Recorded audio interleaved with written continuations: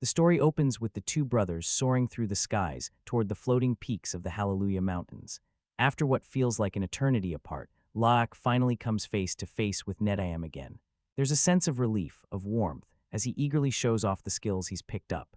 They dive and glide together through the air, sharing a moment that feels almost untouched by time until it inevitably shifts. They clasp hands, exchange a proud high five, but the moment doesn't last. Laak knows he can't stay. Before he leaves, Netayam gently stops him. There's something he needs to hear, something only Laak can tell him. He asks about the moment of his death. The question weighs heavily, and with visible pain, Laak explains how it happened. They were caught off guard while trying to save Spider, and in the chaos, Netayam was struck from behind. It wasn't fair, it wasn't supposed to happen that way. Yet instead of anger, Netayam shows nothing but understanding. There's no blame in his eyes, no resentment. He tells Laak that what happened was unavoidable, and that holding onto guilt will only break him. What matters now is learning to forgive himself. They share one final embrace before parting once more. From here, the voice guiding the story shifts, no longer Jake, but Laak himself. Even as he tries to move forward, the absence of his brother lingers constantly. The guilt sits heavy on his shoulders, a burden he knows won't fade easily. Back in the world of the living, Syria waits for him by the water's edge. They talk quietly, but there's a limit to how far she can go in understanding her own ancestry. Connecting with those who came before her carries a dangerous risk, one that could cost her life. Because of that, her family has forbidden her from attempting it. Nearby, Spider lightens the mood with a few jokes, trying to ease the tension that seems to follow them all. Life on Pandora continues, marked by its strange rhythms, like the frequent eclipses that blanket the world in shadow. During those quiet, dim hours, Neytiri mourns. Alone with her grief, she sings softly, her voice carrying sorrow and longing. She prays, hoping her son's spirit has found peace, even as her heart refuses to let go. Jake, however, deals with loss differently. Instead of sitting with the pain, he throws himself into action. He scavenges through the wreckage of the old human ship, searching for anything that might give them an advantage. Laak and Syria accompany him, helping gather whatever they can carry back. Among the remnants, Laak discovers something deeply personal, Neytiri's bow. He shows it to Jake, but his father immediately warns him to get rid of it. If Neytiri sees it, it will only reopen wounds that haven't even begun to heal. Still, Laak chooses to keep it hidden. When they return, tensions rise. Ronal quickly scolds her daughter, demanding to know why she was involved in something like this. At the same time, Spider begins showing the villagers how to handle the recovered weapons. Jake joins in, explaining their potential to Tanuary. These tools are powerful, far more effective than traditional methods, but they come with a cost. Among their people, using the weapons of the Sky People is forbidden. Metal tools are believed to corrupt, to poison the spirit itself. Ronal doesn't hold back her frustration.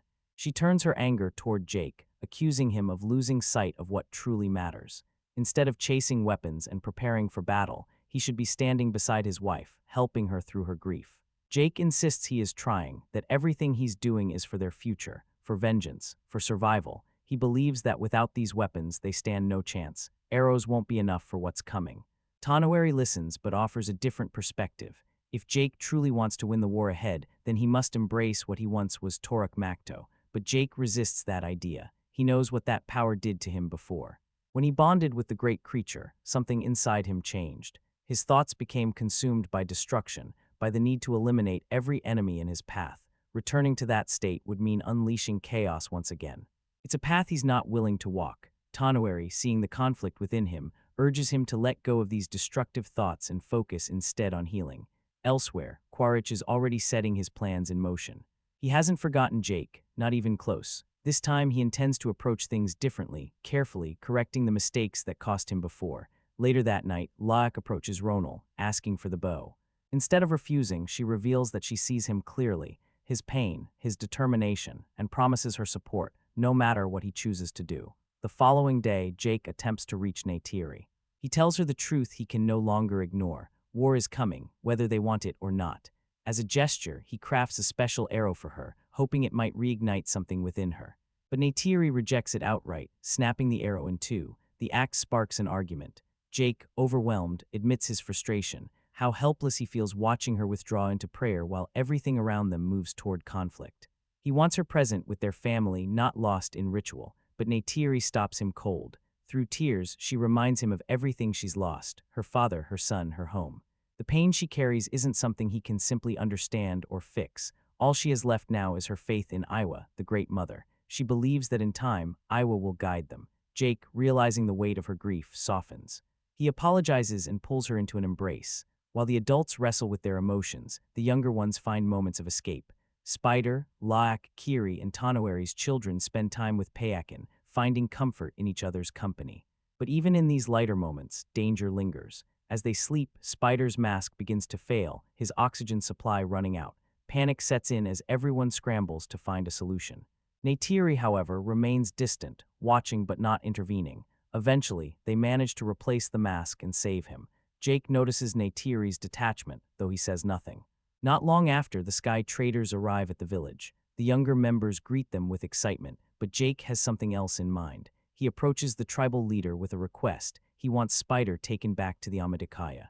It's not a decision made lightly. Gathering his family, Jake explains his reasoning. As their leader, he believes it's the safest choice. Humans will return, and Spider's presence puts him at constant risk.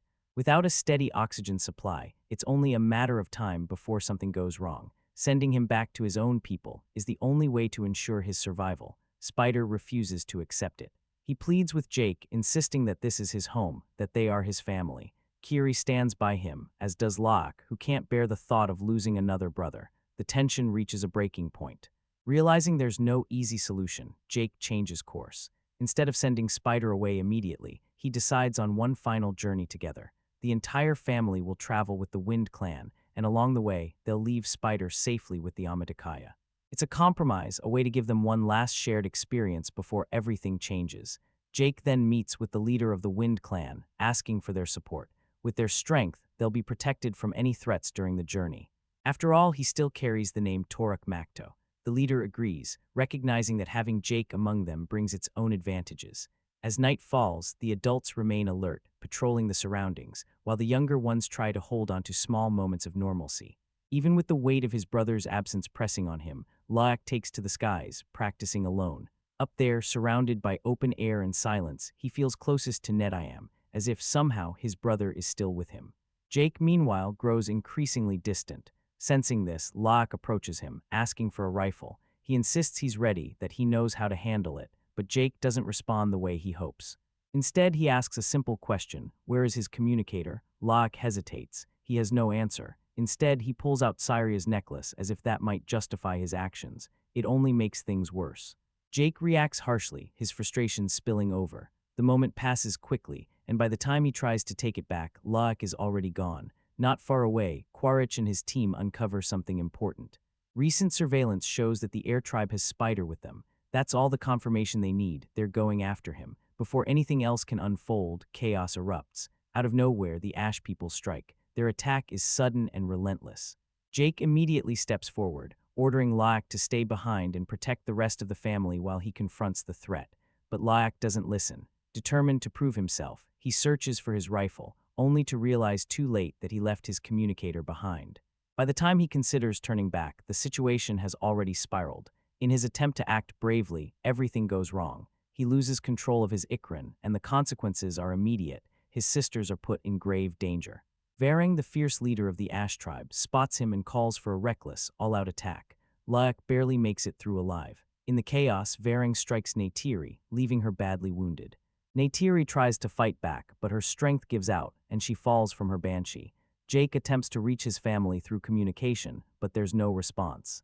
The children, scattered and overwhelmed, manage to escape on their own, though not without loss. The Wind Clan suffers heavy damage in the assault. Kiri's Ikran is injured beyond recovery, forcing her to abandon it.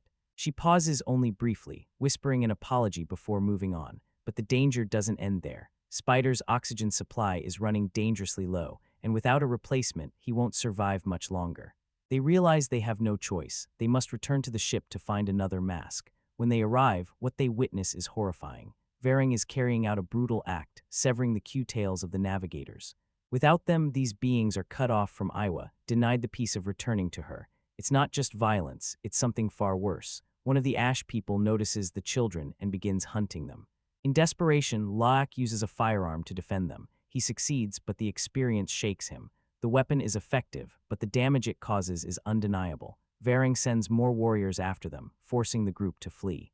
Their only escape lies in the water. Tuck hesitates, fear taking hold, but Lyak steadies her, reminding her of their father's teachings, rules meant to guide them in moments like this. One by one, they dive in.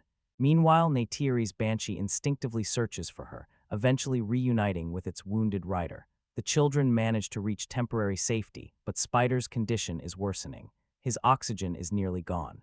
Despite his fear and uncertainty, Lyak knows what must be done. They have to go back. He hates the responsibility, hates that he's expected to lead when he feels so unprepared, but there's no alternative. Elsewhere, Jake discovers Spider's spare mask, but before he can act, Quaritch intercepts him, restraining him in cuffs. Despite her injuries, Neytiri mounts her banshee and escapes, refusing to be held back. Even in captivity, Jake doesn't hide the truth. He tells Quaritch that Spider is in immediate danger, that his oxygen is almost depleted. If they don't act now, the boy won't survive. Surprisingly, Quaritch agrees to help. Jake will guide them, but when he asks to be freed, Quaritch refuses. Back with the children, Spider is fading fast. He can barely move, and Locke is forced to carry him. Just when it seems like there's no hope left, something extraordinary happens. The wood spirit's tiny, glowing seeds from the Tree of Souls begin drifting through the air. Kiri, despite the risk, reaches out through her connection with Iwa. Using a form of spiritual intuition, she takes one of the seeds and places it into Spider's mouth. The result is immediate and unbelievable. Spider begins to breathe without the mask. The plant forms a bond within him, adapting his body to the air of Pandora. When he wakes, confusion spreads through the group. No one understands how it's possible. Spider himself is overwhelmed, convinced for a moment that he's died, until he realizes he can breathe freely. That moment of relief doesn't last. A sudden barrage of arrows rains down around them, forcing them to freeze.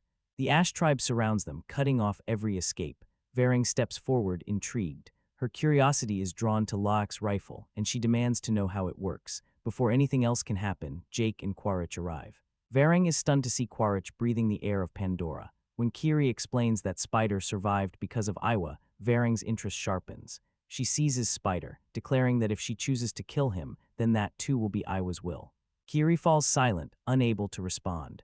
Varing makes it clear here she is the one who holds power. Quaritch releases Jake, creating a brief opening. As Varing continues questioning Locke about the weapon, Jake strikes from behind, taking down several of her warriors. Quaritch follows, restraining Varing and threatening the others, but she's not easily controlled. In a sudden move, she turns the tables, overpowering him instead.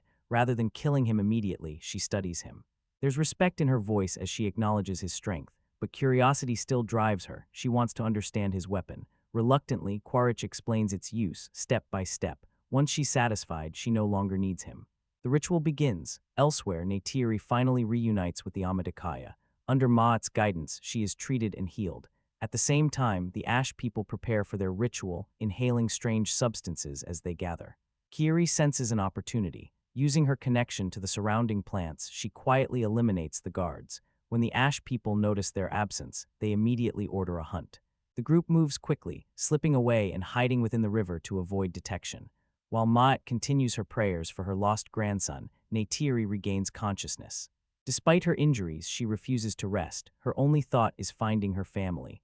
After navigating through a swamp, the Sully family finally pauses to recover. For a brief moment, there's silence. Jake turns to Quaritch and, despite everything, thanks him for helping save Spider. Quaritch doesn't soften. He reminds Jake that nothing has changed between them. They are still enemies. And when the time comes, he will be hunting him again when he least expects it. Stripped of everything, no mounts, no bows, no rifles, the group is left with nothing but knives. For now, though, the fighting stops. There's a brief, uneasy calm between enemies. Jake, despite everything he's been through with him, turns to Quaritch and acknowledges something unexpected. He thanks him for the way he raised Spider. Whatever else he may be, the boy turned out good. Jake even manages a faint smile as he speaks, telling Quaritch that this new body of his could mean a new beginning. He insists that he's not the same man anymore, that he has a chance to choose a different path, to become something better than what he once was. But Quaritch doesn't entertain the idea. He shuts it down immediately. In his eyes, nothing has changed. He still despises the Na'vi, and deep down, he believes people like him are incapable of becoming anything else. As dawn approaches, the piercing cries of banshees echo across the sky, snapping everyone back to reality. They attempt to move out quickly, but they're surrounded before they can get far. It's not the Ash people this time, it's the Metkina clan. In the confusion, Quaritch slips away. Neytiri rushes to her family, relief washing over her as they reunite. But what truly shocks everyone is Spider. He's breathing without assistance. Norm can hardly believe what he's seeing. It shouldn't be possible. Back at the base, the children run to embrace their grandmother, clinging to a sense of safety they haven't felt in days. Meanwhile, another familiar face has returned to Pandora, Parker Selfridge. His presence signals that things are about to become even more complicated. After conducting a series of tests, Norm finally reaches a conclusion. The bond Spider formed with the plant life, this strange symbiosis, has fundamentally changed him. It's not harming him. In fact, he's perfectly stable, healthy, normal at least in terms of function. But for Jake, that's exactly what makes it dangerous. If the RDA discovers this, they could unlock a way to survive permanently on Pandora. And if that happens, everything changes for the worse. And then there's another unsettling development. Spider is beginning to grow a tail. Elsewhere, Kiri seeks answers of her own. Spending time with her grandmother, she connects to the spirit tree, reaching out to Iwa. She asks questions that have been weighing on her, who she truly is, and why the Great Mother seems silent when she calls. The connection overwhelms her. Her body convulses as she falls into a seizure. When she finally recovers, Norm reveals something astonishing. Kiri has no father. She isn't a clone, nor the result of any known process.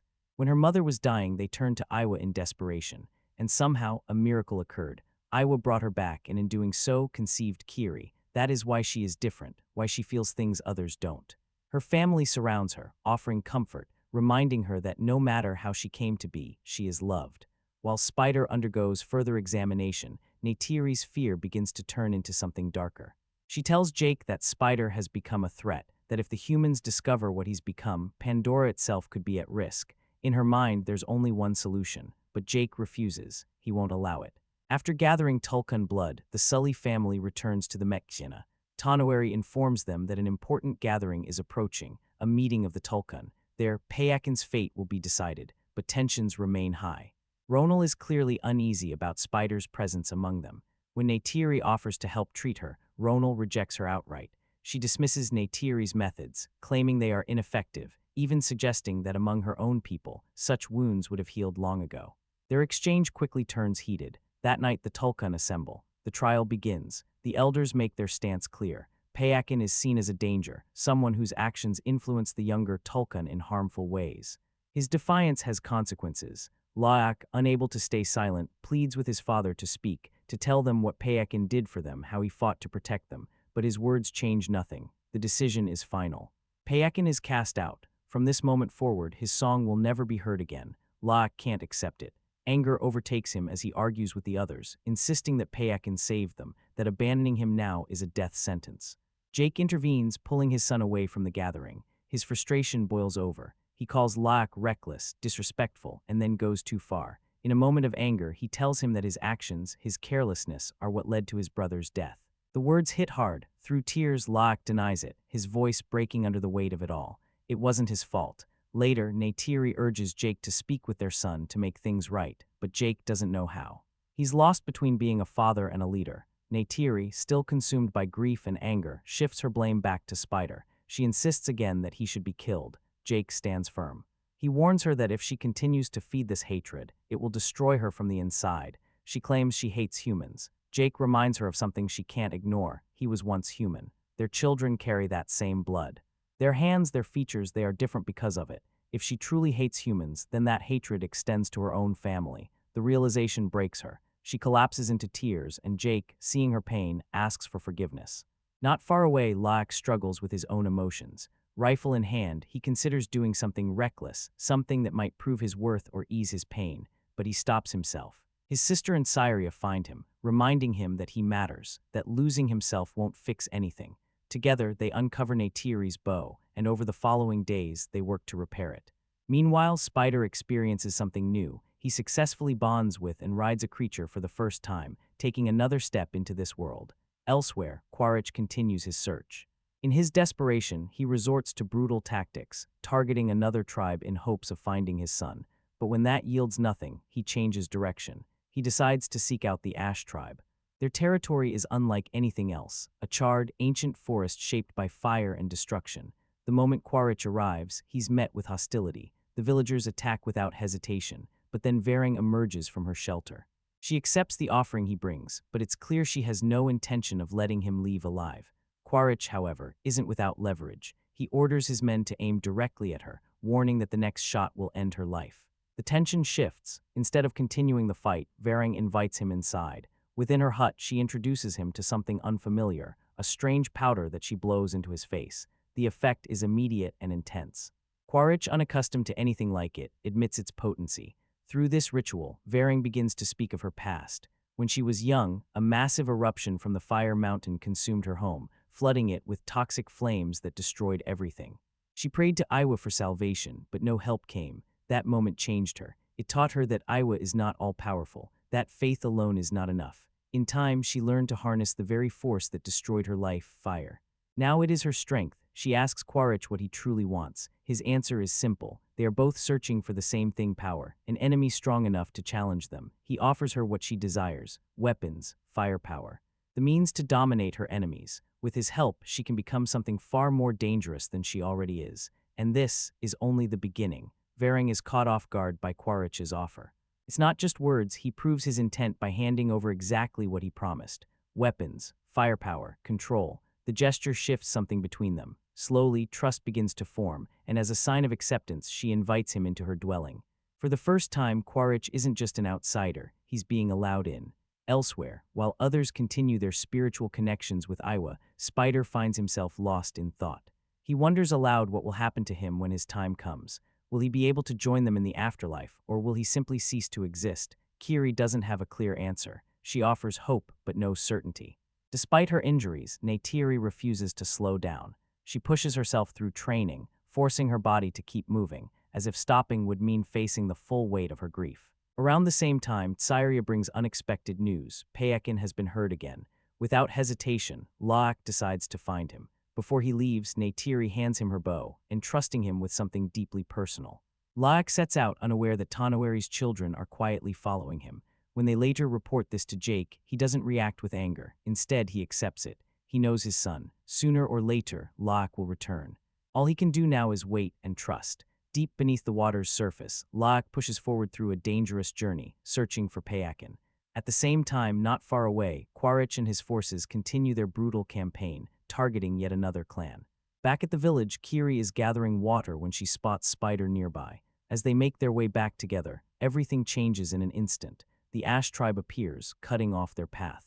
Realizing what's about to happen, Spider urges Kiri to run. She hesitates, but it's too late. Quaritch steps in and captures him. Spider is taken straight to the RDA. From a distance, Jake sees incoming ships and immediately senses the danger. He orders everyone to prepare for safety. Moments later, Kiri reaches him and delivers the news: Spider has been taken. Meanwhile, Quaritch approaches the coastline alongside the Ash tribe. Tanawari and Ronal quickly rally their people, preparing for what seems like an inevitable confrontation. When Quaritch reaches the shore, he calls out, demanding Jake surrender. Before anything else, he addresses Neytiri directly. He tells her not to fight, not to move, because if she does, the RDA will wipe them all out. The tension is unbearable. The Metkana are ready to defend themselves, but Quaritch escalates the situation by setting parts of the village ablaze. Jake makes a choice. He steps forward and surrenders, pleading with everyone to stand down. He refuses to let more lives be lost, but Quaritch isn't finished. He also demands Neytiri surrender. Varing, watching closely, wants Neytiri's life. Still, a fragile compromise is reached. To avoid further bloodshed, they agree to take only Jake. Helpless, Neytiri watches as her husband is taken away. Back at the RDA base, the commanding officer confronts Quaritch, questioning why he was working alongside the Na'vi. She makes it clear she never wanted them involved. Quaritch, however, brushes it off, suggesting they deserve some acknowledgement. After all, capturing Jake Sully is a victory worth celebrating. Varing, on the other hand, instructs her people to remain composed, no signs of weakness.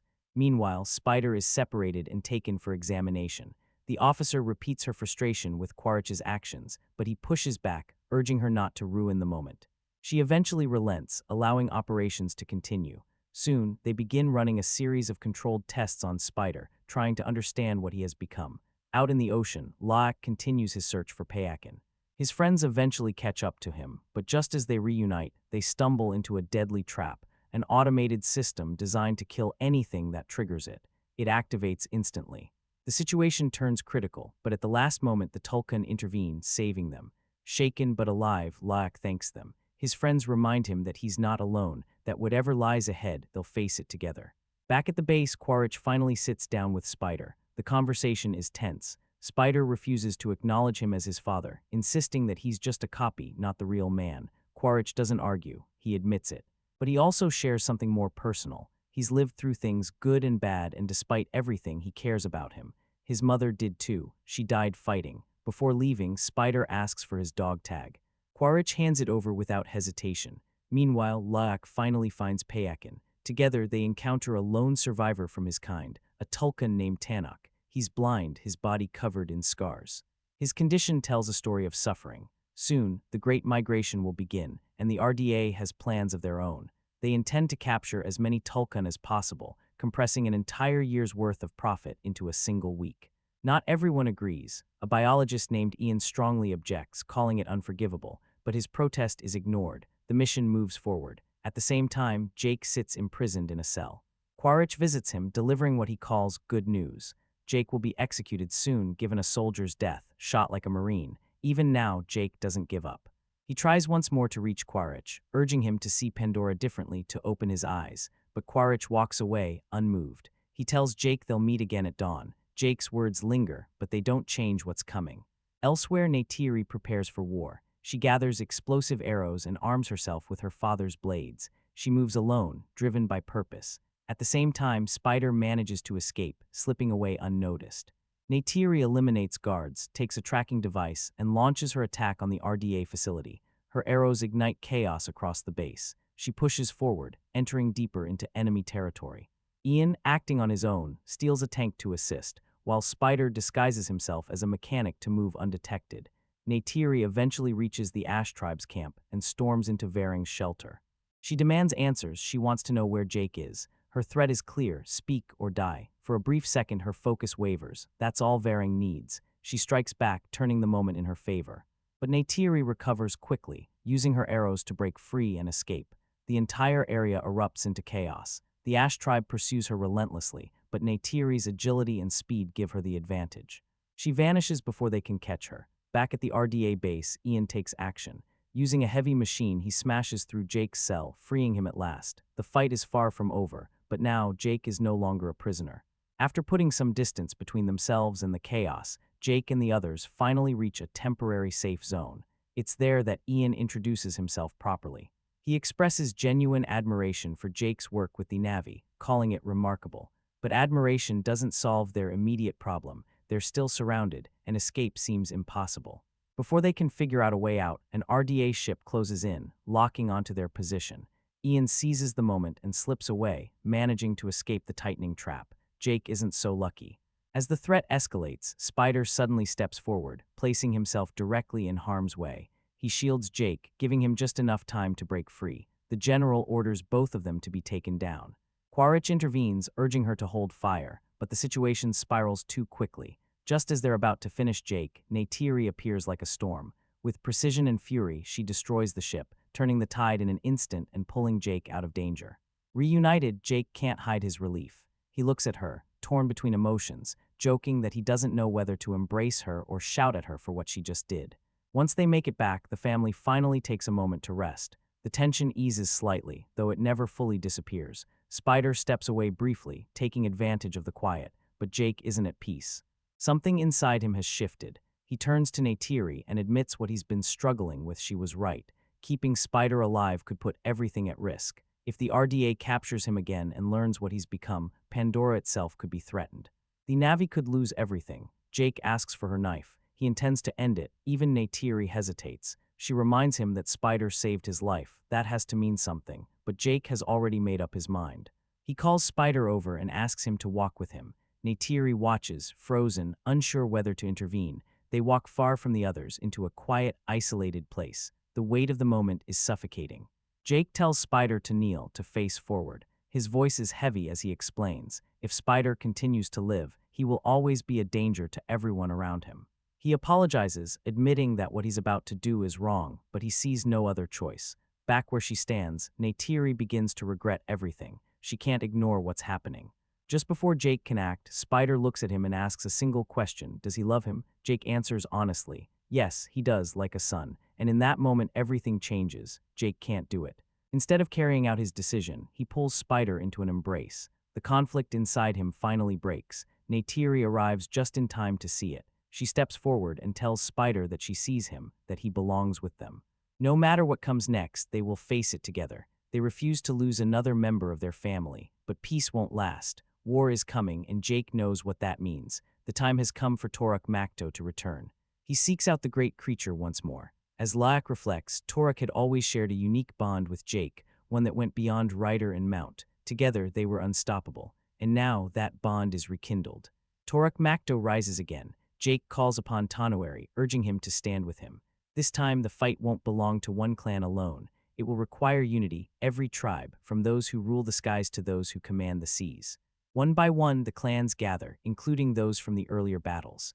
Jake then turns to the Tulkun, addressing their leader, the Great Mother among them. He tries to explain what's coming, that a war unlike any before is approaching, and that survival depends on unity. But before he can finish, Laak returns and he's not alone. Payakin is with him. Tanueri is quick to remind everyone that Payakin has no standing here. He is exiled, without a voice, without a vote.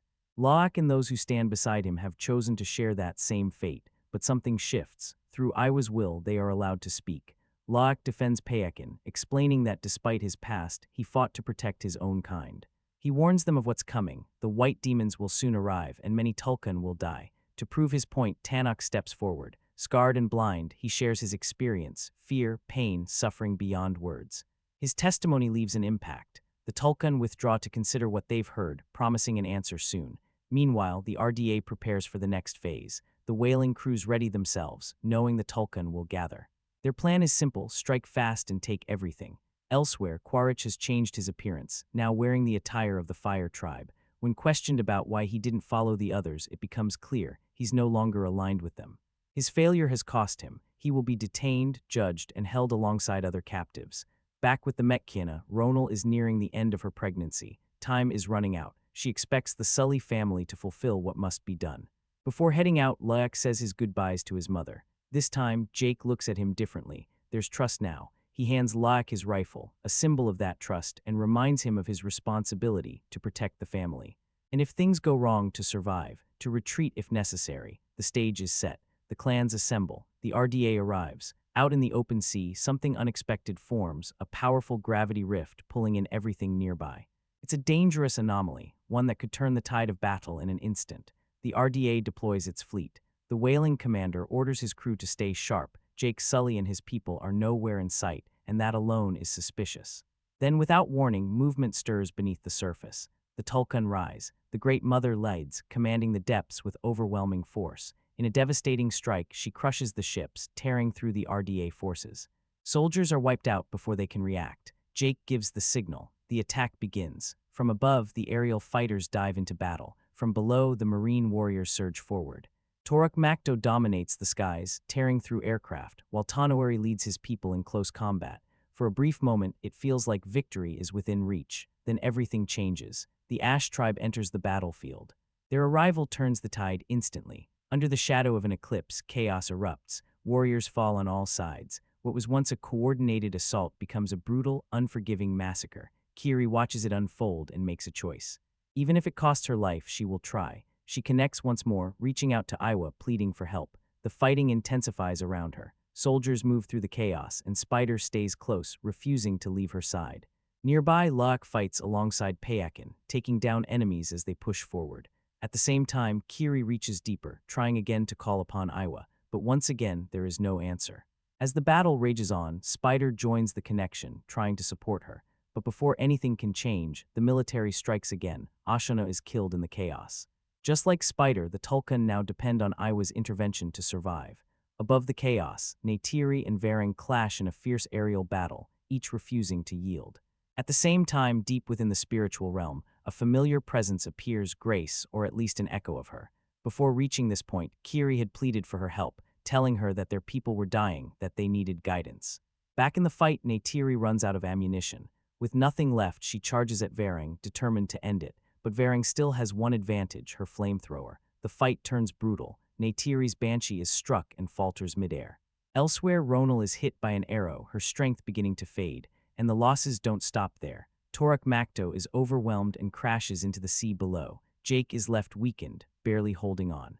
Neytiri suffers a wound to her leg, and Payakin is injured as well. everything begins to fall apart. For a moment, Jake sees no way out. He accepts it, they've lost, but then something shifts. In what feels like nothing short of a miracle, Iowa finally answers. Kiri is no longer alone. Something greater moves through her. At the same time, Laak reaches his father, pulling him back from the brink. Despite her injuries, Neytiri refuses to stop. She stays beside Ronal, helping her through the impossible. Even in agony, Ronal holds on. She refuses to die before seeing her child. Jake carefully removes the arrow from her, doing everything he can to keep her alive. Meanwhile, Spider returns to Kiri, only to find her safe. Against all odds, Ronal gives birth. She names her son, and then her strength fades. She passes, leaving behind both life and loss in the same breath. Jake, shaken by everything, turns to Locke. He admits his mistakes, that he pushed him too hard, that his words caused pain. He asks for forgiveness, knowing he cannot undo what's been said. Far beneath the surface, the Great Mother reaches Payakin, pulling him from danger and saving him once again. But the battle is far from over.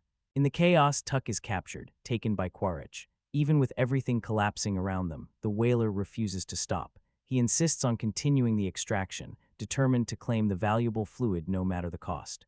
His partner questions him, but he doesn't hesitate. They will take advantage of the situation while they still can. At the same time, Quaritch confronts Neytiri. He takes her bow as a trophy, a symbol of dominance. Soon after, he sends a message to Jake. The demand is clear: surrender and bring Spider with him or Neytiri dies. And this time the threat is real. Varing herself desires it. Meanwhile, the slaughter of the Tulkun continues unchecked. Just as the extraction is about to begin, everything changes. Iowa calls. From every corner of Pandora, life responds. Creatures rise. The world itself begins to fight back. Before the final assault begins, Kiri takes control, guiding the sea creatures toward the human forces. Despite his injuries, Toruk Makto rises once more, spreading his wings in defiance. Alongside the Ikran, they strike from the skies, tearing through what remains of the enemy. The main ship begins to sink. In the water below, Payakin locates the whaler. With Tannock beside him, he calls for vengeance, for everything that has been taken. The Sully family reaches the ship, where the final confrontation begins. Quaritch once again demands Jake's surrender. From a distance, Laak stands ready, watching. Spider, seeing no other way, prepares to give himself up. But the moment Quaritch takes hold of him, Jake attacks. The fight erupts instantly. Soldiers fall as Jake pushes forward. Neytiri breaks free, but when Varang moves to strike her down, Kiri intervenes, forcing Varang to retreat. Quaritch attempts to escape, but Jake pursues him. Their battle carries them into the gravitational rift itself. With no weapons left, it becomes a raw, brutal hand-to-hand fight. Around them, everything collapses. Ships are destroyed. The battlefield is reduced to fragments. Varang retreats. The Sullys begin to withdraw as well. In the middle of it all, Spider takes aim and fires, hitting Quaritch in the arm. He warns him, one more move and it ends here. But the environment shifts again. The pull of the rift grows stronger, dragging Spider toward the void. Both sides reach for him, trying to save him before he's lost. And in that moment, Quaritch hesitates. For the first time, it seems like he might change. That maybe, just maybe, there's something left in him worth saving. Jake sees it too. He gives him that chance, but it doesn't last. As Neytiri and the others arrive, Quaritch makes his choice. Instead of stepping back, he throws himself into the void. Whether he survives or not remains uncertain. Without a body, there are no answers. When the battle finally ends, the cost is undeniable. Loss hangs heavy in the air, but through it all, the Sully family finds each other again. The eclipse fades. A new dawn rises. After everything, the tribe gathers at the Tree of Souls.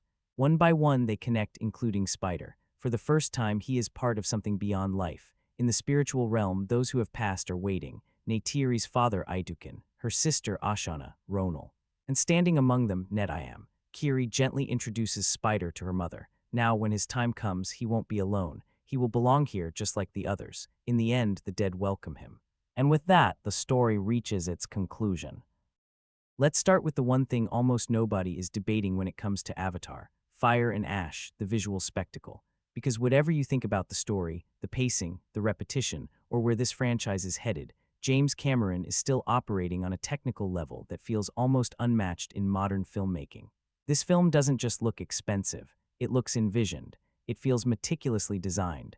Every frame comes across as carefully refined, shaped, and elevated to a point where the boundary between digital creation and physical reality starts to dissolve. And that's what makes Fire and Ash so hard to overlook. You might question the screenplay, you might feel the runtime, you might even sense familiar patterns, but visually, it's an overwhelming showcase of craftsmanship. Pandora once again feels alive in a way that very few blockbuster worlds ever achieve. Not just beautiful, not just detailed, alive. The environments don't function as simple backdrops, they behave like living systems. The air feels tangible, the landscapes feel textured, the scale feels grounded. Whether the film moves through dense jungles, across open skies, over water, or into intense volcanic regions, there's a consistency that makes everything feel fully realized. Nothing looks incomplete, nothing feels like empty digital filler. It all feels intentionally constructed. And that distinction matters, because modern blockbuster cinema often delivers visuals that are large without feeling believable. Large without feeling physical, large without leaving a lasting impression. But Cameron's approach is different. He isn't just filling the screen, he's removing the distance between the audience and the image. He wants you to stop seeing visual effects as effects. He wants you to accept Pandora as a real place for the entire experience. And honestly, there are extended moments where he comes incredibly close to achieving that. What makes this accomplishment even more striking is that this franchise has already set an incredibly high benchmark for itself. That's the real challenge now. Avatar isn't competing with other films anymore, it's competing with its own legacy. And somehow, Fire and Ash still finds ways to stand out. Maybe this time it's less about groundbreaking leaps and more about refinement, precision, and scale. But that still matters. Because when a film reaches this level of visual detail, refinement becomes its own kind of evolution. Then there's the sheer density of the imagery. This isn't a film that settles for flat, functional coverage. Every frame is layered. Movement exists in the foreground. Depth fills the background. Atmosphere connects everything in between. There's always a sense that the world continues beyond what's visible. That's why the spectacle works. It's not just because the film is large, it's because it feels spatially rich. Cameron understands dimensionality at an elite level. He knows how to make an image feel expansive without making it feel empty. The motion capture work also deserves serious recognition, because this is where the film transitions from technical achievement into something even more compelling. The performances don't feel buried beneath the digital surface, they come through it. Facial expressions, body language, emotional nuance in the eyes, subtle shifts in movement, all of it carries through with remarkable clarity. And that's not something every effects-heavy film manages to achieve. Many can build worlds, but not all can preserve performance. Fire and Ash does. The collaboration between actors and animation teams is seamless, resulting in a digital presence that still feels ahead of what most productions are attempting. And then there's the premium format experience, because this is one of those rare films where that conversation genuinely matters. Fire and Ash is built for the biggest screen possible.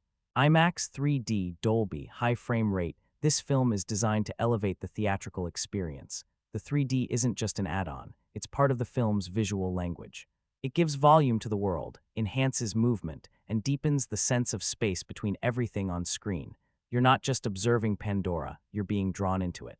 That's why so many people keep saying the same thing about these films. Regardless of their narrative debates, they are made for cinemas.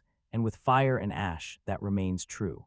Because Cameron understands something many filmmakers have drifted away from. Spectacle isn't just about scale, it's about immersion. It's about making the screen feel larger than life. It's about creating an experience that simply can't be replicated on a phone, a tablet, or even a standard home setup. Even the high frame rate, as divisive as it can be, reflects Cameron's willingness to keep evolving presentation instead of settling for familiarity. Whether audiences embrace it or not, it's part of a larger idea that cinema should continue to evolve, not remain static. And maybe that's the most important takeaway here. Avatar. Fire and Ash isn't visually impressive just because of its scale or cost. It's impressive because it's controlled, because it's intentional, because there's a clear vision guiding every decision. Cameron remains one of the few blockbuster filmmakers who treats technology not as a shortcut, but as a creative instrument. He doesn't use visual effects to compensate for imagination, he uses them to expand it. So when people say Avatar is all visuals, I understand the point, but I also think it undervalues what visuals mean in a film like this. This isn't surface-level beauty. This is filmmaking where image, scale, motion, performance, and technology all merge into something powerful. And even if the story sparks mixed reactions, the technical achievement itself is undeniable. Because whether you connect with the film or not, one thing is clear. Fire and Ash once again shows that when Cameron builds a cinematic world, very few can make the impossible feel this real. If the first Avatar was about discovery and the second was about expansion, then Fire and Ash is about transformation. because this time Pandora doesn't just grow, it changes. Up until now, Pandora has been defined by beauty, lush jungles, flowing water, bioluminescent ecosystems that feel almost otherworldly. Even when conflict entered the story, the world itself still felt like something worth protecting, something pure, almost sacred. But fire and ash deliberately disrupts that sense of comfort. This is the first time Pandora feels truly hostile. The film takes us into environments that are harsher, darker, and far less forgiving. Volcanic landscapes dominate much of the experience, replacing the calm glow of earlier entries with something far more unstable. Fire replaces water, ash replaces light. And suddenly, Pandora isn't just a paradise under pressure, it's a world that can be just as unpredictable as the forces shaping it. That shift matters, because it changes how the story feels. You're no longer just watching characters defend something beautiful, you're watching them navigate something uncertain. The terrain itself becomes part of the tension. The ground feels unstable, the air feels heavier, the world feels more intense. And that intensity carries into the introduction of new clans. The Ash people stand out as one of the most significant additions, not just visually, but thematically. Up until now, the Na'vi have largely been portrayed as spiritually connected, deeply in tune with Aiwa, and grounded in balance. The Ash clan challenges that expectation. They are more hardened, more forceful, less connected to that same sense of harmony. There's an intensity to their presence that feels completely different from anything we've seen before. They're not just another tribe, they're a contrast. A darker reflection of what the Na'vi can become when survival begins to outweigh harmony. And at the center of that shift is Varang, a character who doesn't just exist within this new world, but actively defines it.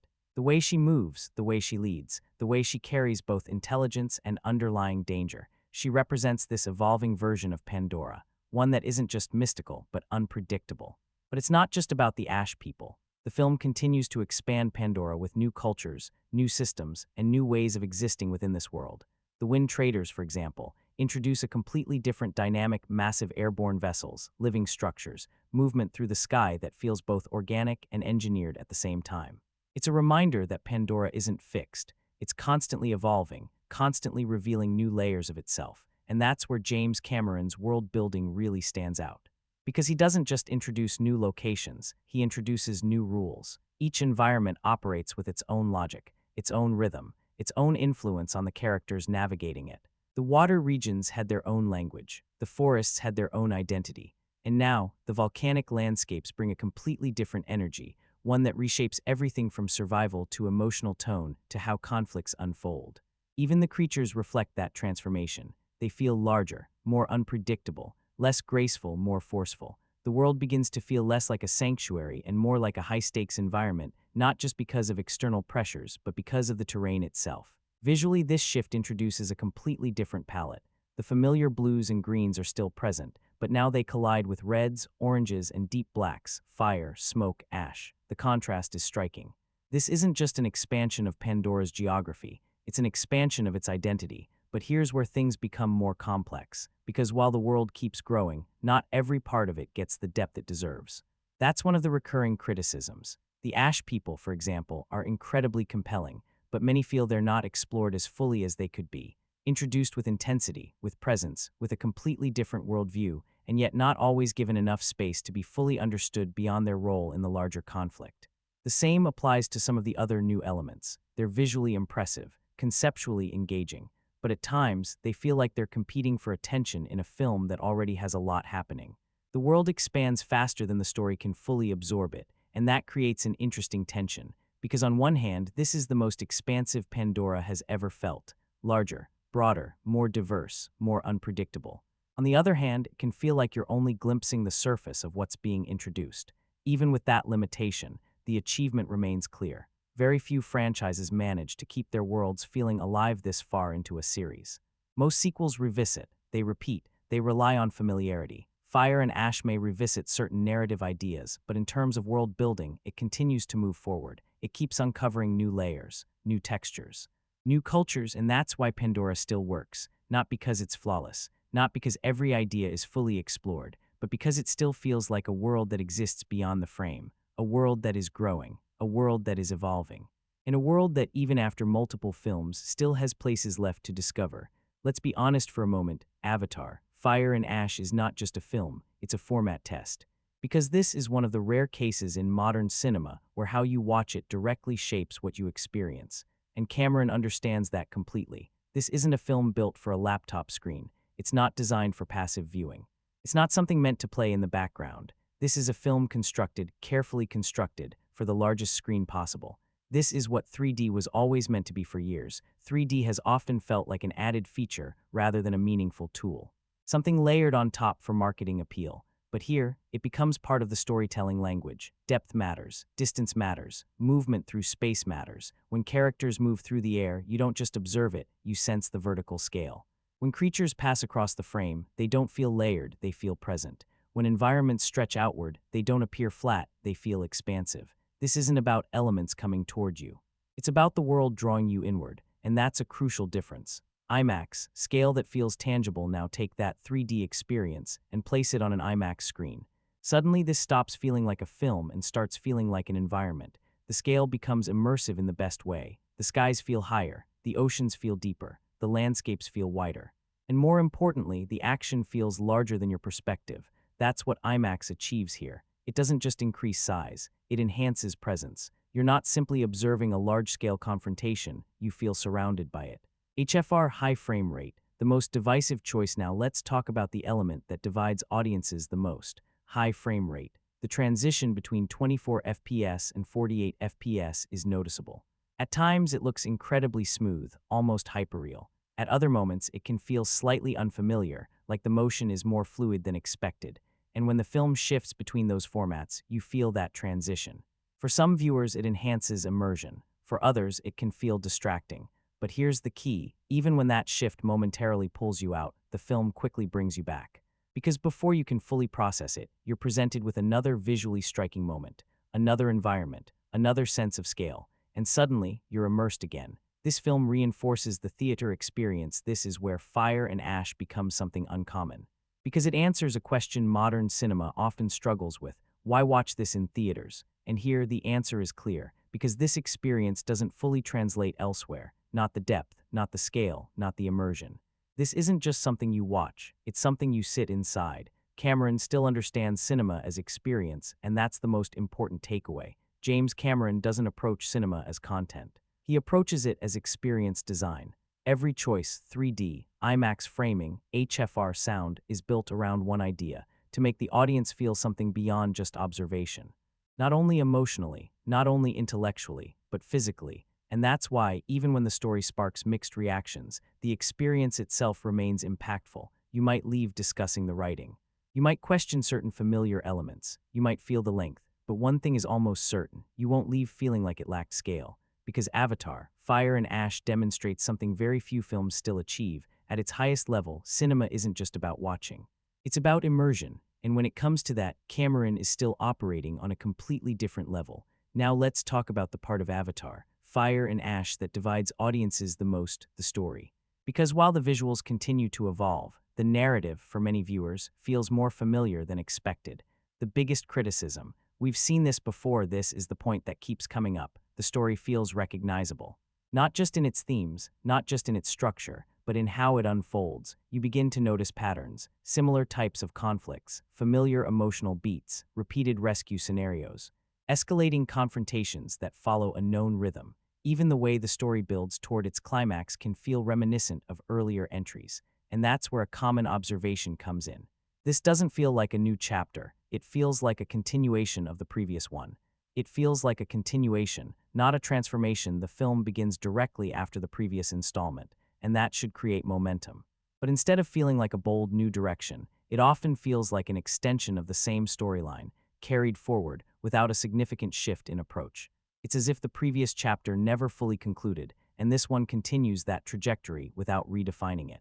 That isn't inherently a problem, but it becomes one when the story doesn't evolve. It repeats familiar structures. Bigger scale, same foundation. To be fair, the film does raise the scale. The confrontations are larger. The challenges feel more significant. The stakes are technically higher. But beneath that expansion, the underlying structure remains very similar. You can often anticipate the direction: who might be taken, who might be saved, when emotional moments will arrive, how the final act might unfold. And that level of predictability gradually reduces the sense of tension. because when you start recognizing the rhythm, the impact naturally softens. The challenge of familiarity: the first Avatar offered discovery, the second expanded that world, but this time, that sense of novelty isn't as strong. The audience already understands the world, the tone, the structure.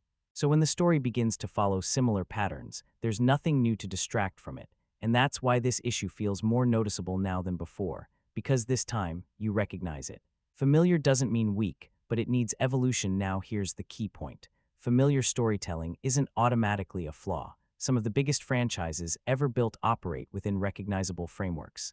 Star Wars, Harry Potter, Marvel's cinematic universe, they all revisit structure, but they evolve within it. They introduce new layers, shift character dynamics, find ways to surprise you while staying grounded in familiarity. And that's where Avatar, Fire and Ash feels less consistent. Instead of evolving the formula, it leans on it. Moments that feel like echoes: there are several moments where you experience a sense of déjà vu. Scenes that feel very similar to earlier entries, not as intentional callbacks, but as sequences that mirror what came before. And that creates a subtle disconnect, because instead of wondering what's coming next, you begin to feel like you've already experienced something similar.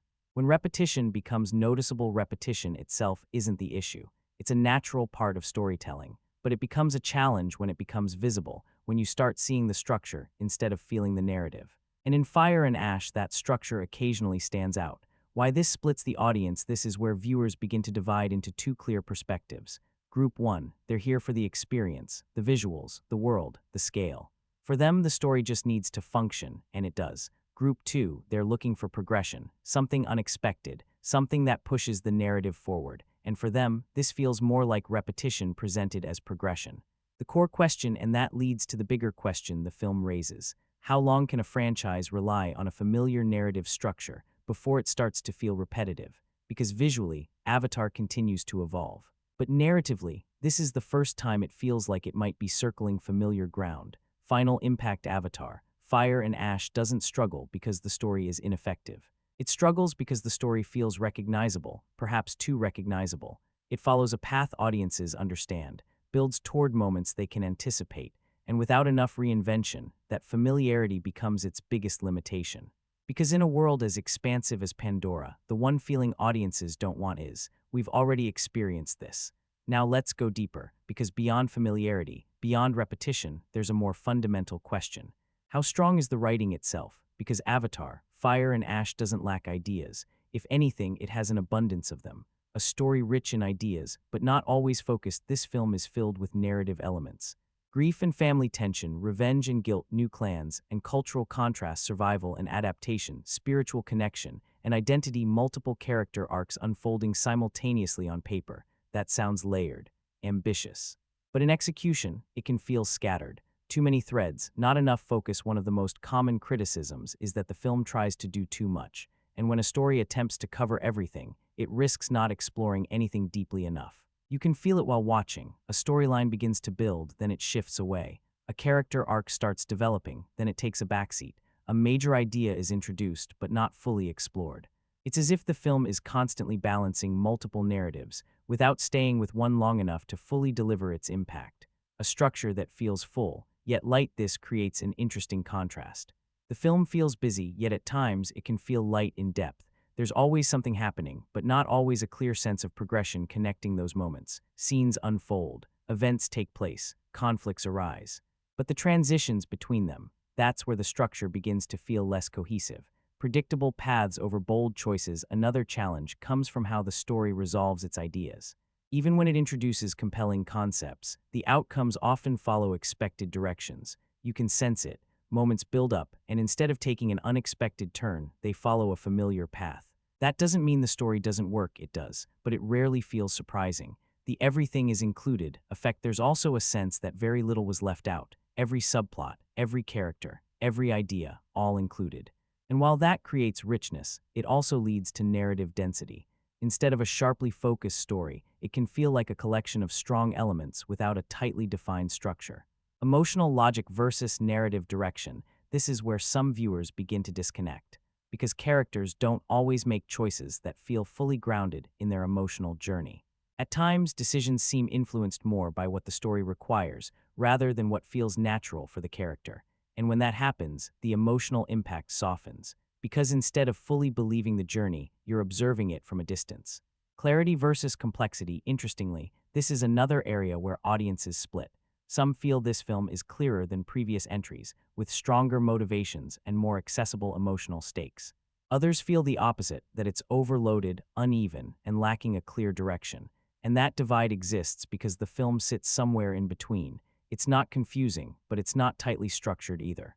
When story becomes framework at a certain point, the narrative stops feeling like the main focus and starts feeling like a structure that supports the larger experience, a way to transition between major moments, between emotional beats, between large-scale sequences. For some viewers, that works perfectly. For others, that's where the film loses some of its strength. The core issue, the biggest challenge, isn't that the writing is ineffective. It's that it's uneven. Strong emotional moments exist alongside predictable resolutions. Interesting ideas sit next to underdeveloped execution. Complex themes are placed within a familiar structure.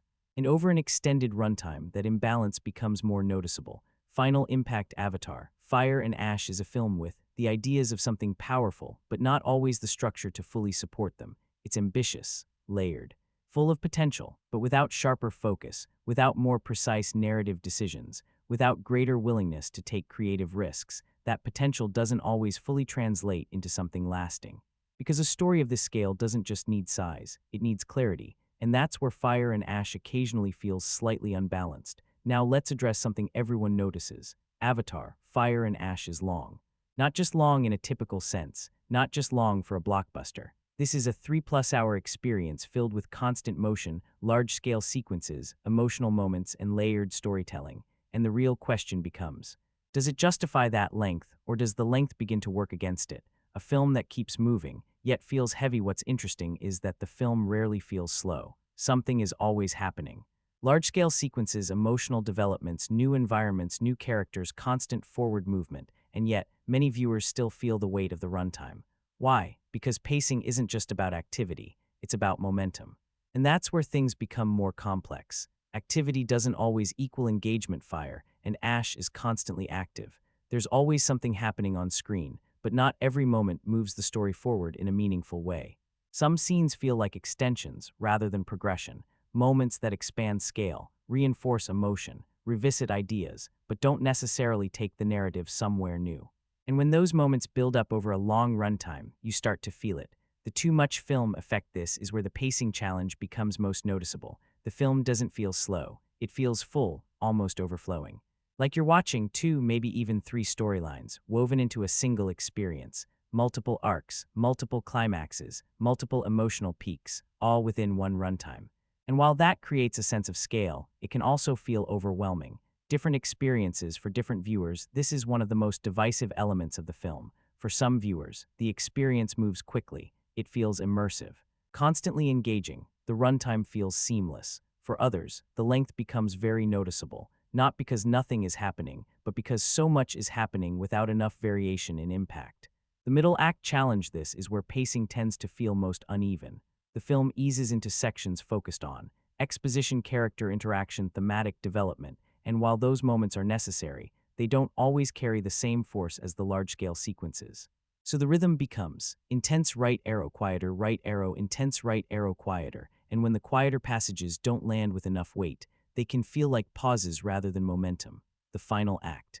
Spectacle versus weariness. By the time the film reaches its climax, it goes all in. Massive scale, huge set pieces, multiple elements converging, and visually, it absolutely delivers. But here's the complication.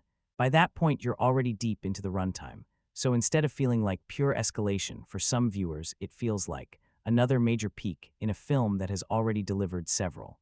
And that's where weariness begins to compete with excitement. Could it have been tighter? This question comes up often, not because the film lacks material, but because it may contain more than it needs.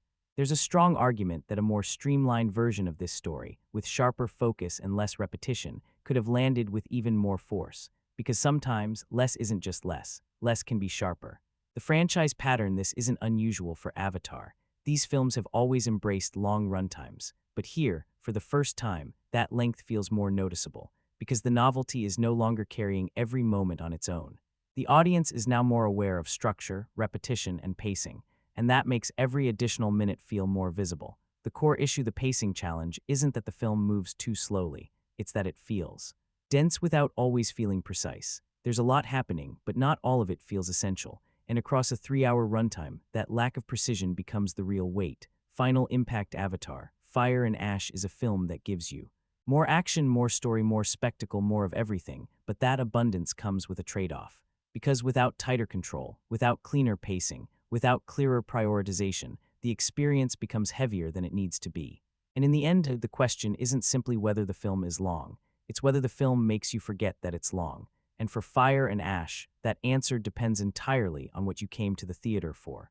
Let's talk about something sitting right at the center of Avatar, Fire and Ash, and honestly, the franchise as a whole at this point. This movie is massive, not just in scale, not just in visuals, but in every category. And that's where one word fits perfectly: maximalism. This is not a restrained film. At all, Fire and Ash has no interest in restraint. It doesn't want to be minimal. It doesn't want to narrow its focus.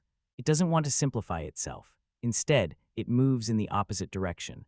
More characters, more subplots, more locations, more action, more emotional turns, more everything. It's as if the film keeps asking, what else can we include, instead of, what should we leave out? When bigger stops feeling better. Now, to be fair, maximalism can absolutely work. When it's controlled, it can feel epic, rich, overwhelming in the best possible way. But in Fire and Ash, that scale begins to overflow, because the film isn't just large, it's crowded. Too many elements in motion at almost any point. The film is balancing multiple character arcs, multiple emotional threads, multiple sources of tension, multiple factions, multiple environments, and while that sounds ambitious, it creates a challenge. Not everything gets enough room to fully settle. Ideas that never fully open up, you can feel it during the film. A new concept appears, interesting, fresh, promising, but before it can fully develop, the film moves somewhere else. A character gets a compelling moment, then fades into the background.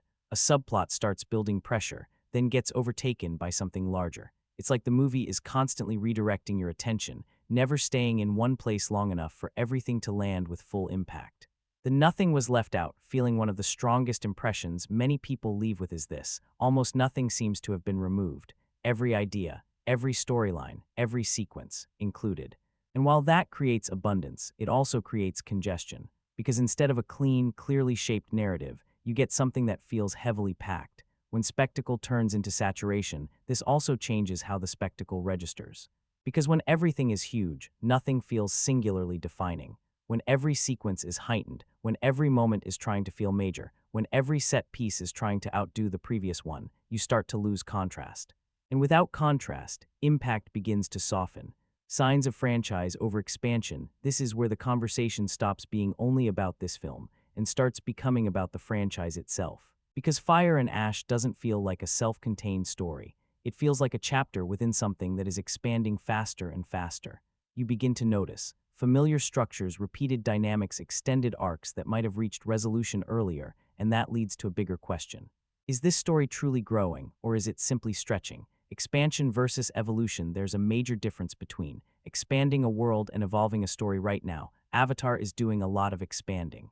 New clans, new landscapes, new characters, but the core narrative, it isn't evolving at the same pace. Why this splits viewers. This is where the divide becomes especially clear. Some viewers love exactly this. They want more Pandora, more action, more characters, more immersion. For them, the excess is part of the appeal. Others feel the burden of it. They see repetition, overcrowding, a lack of focus. For them, the film feels like too much without enough selectivity. The core issue, the problem, isn't that the film is large. It's that it feels insufficiently filtered. There isn't always a clear hierarchy of what matters most. Everything arrives with the same level of importance. And when everything is treated as important, fewer things truly stand out. Final Impact Avatar, Fire and Ash is the definition of a maximalist blockbuster. It gives you more story, more spectacle, more characters, more scale, but without stronger discipline, without sharper focus, without the confidence to choose what matters most. That abundance becomes overwhelming. Because in the end, the film doesn't feel like one story. It feels like several stories competing within the same runtime, and that's the point where maximalism starts to become excess. Strip away the visuals, strip away the scale, strip away the spectacle for a moment, and at the core of Avatar, Fire and Ash, this is a story about pain, not just conflict, not just survival, but loss and what follows after it. This is a film driven by grief from the very beginning. The emotional force of the story is clear. the Sully family is fractured. They do not enter this film as triumphant heroes. They enter it carrying emotional weight, something unresolved, something still pressing on them. And that grief doesn't stay quietly in the background. It shapes everything. It influences decisions. It intensifies tension. It shifts relationships. This is not a story about simply moving on. It is a story about not being able to release what has happened. Grief becoming something else. What makes the emotional foundation more compelling is the way grief transforms. Because it doesn't remain simple sadness. It turns into anger, resentment, guilt, distance. You can feel that in nearly every major character, especially Neytiri. Neytiri, pain without restraint. This may be the most severe version of her we've seen. She isn't just grieving, she's overtaken by it. Her anger feels raw, unfiltered, at times even difficult to sit with, and that's where audiences divide again. Some view it as powerful emotional honesty. Others see it as too singular in its intensity, but either way it lands. Zoe Saldaña commits fully to that pain, and the result is impossible to ignore. Jake, carrying the weight quietly. Jake responds to grief differently. He turns it inward. You see it in his restraint, in his choices, in the way he tries to hold the family together even while he is clearly under pressure himself. He isn't expressing his pain the way Neytiri does. He's containing it. And that contrast matters, because it shows two very different ways people carry the same loss. Guilt, the quiet pressure, then there's guilt. And this is where the emotional layer deepens even further. Because grief on its own is heavy, but grief mixed with guilt carries a completely different weight. La carries it. Jake feels it. The entire family is shaped by it. There's a steady undercurrent of, what could we have done differently? And that question never fully leaves the story. Spider, identity and belonging. Spider adds another emotional dimension to the film, because his struggle isn't only external, it's internal. He exists between worlds. He wants belonging, but physically he remains outside of it. He is close to the family, but not entirely within it, and that creates a quieter kind of pressure, not loud, not explosive, but deeply emotional. His arc becomes about identity, acceptance, survival, and the reality that those things don't always fit together easily. Family under pressure at its core, this film keeps returning to one idea: family under strain. Not the idealized version, not the united image, but the difficult reality of it. Disagreement, distance, frustration, unspoken tension. This isn't a perfect family moving in harmony. It's a fractured family trying not to come apart. Escalation and emotional response, and then there's the drive to respond. Because when grief shifts into anger, it begins to seek direction. The film leans into that. Characters aren't just trying to endure, they want to react, to take action, to make sense of what they've lost. And that emotional escalation adds weight to the story. Even when the narrative structure feels familiar, the emotional stakes remain present. Does it fully connect? Now comes the honest question. Does all of that emotional intensity fully connect? For some viewers, absolutely. They feel the weight. They connect with the family. They see the characters shifting under pressure. For others, it doesn't land as strongly. Because the writing doesn't always support the emotion. Because the characters don't always feel consistent. Or because the story moves too quickly to let those moments settle. Emotion versus execution. This is where the film exists in a very interesting space. The intent is clear. The themes are strong. The emotional foundation is there. But the execution, it's uneven. Some moments resonate deeply. Others feel rushed. Some feel powerful. Others begin to feel familiar. Final impact. Avatar, Fire and Ash at its core, is a story about what loss does to people, how it changes them, how it reshapes them, how it pushes them in different directions, some toward anger, some toward silence, some toward action. And even if the film doesn't always perfectly balance that emotional storytelling, one thing stands out. This is the most emotionally intense chapter in the Avatar series so far. Because beneath the spectacle, beneath the scale, beneath everything happening on screen, there's a family trying to navigate something far more difficult than external conflict.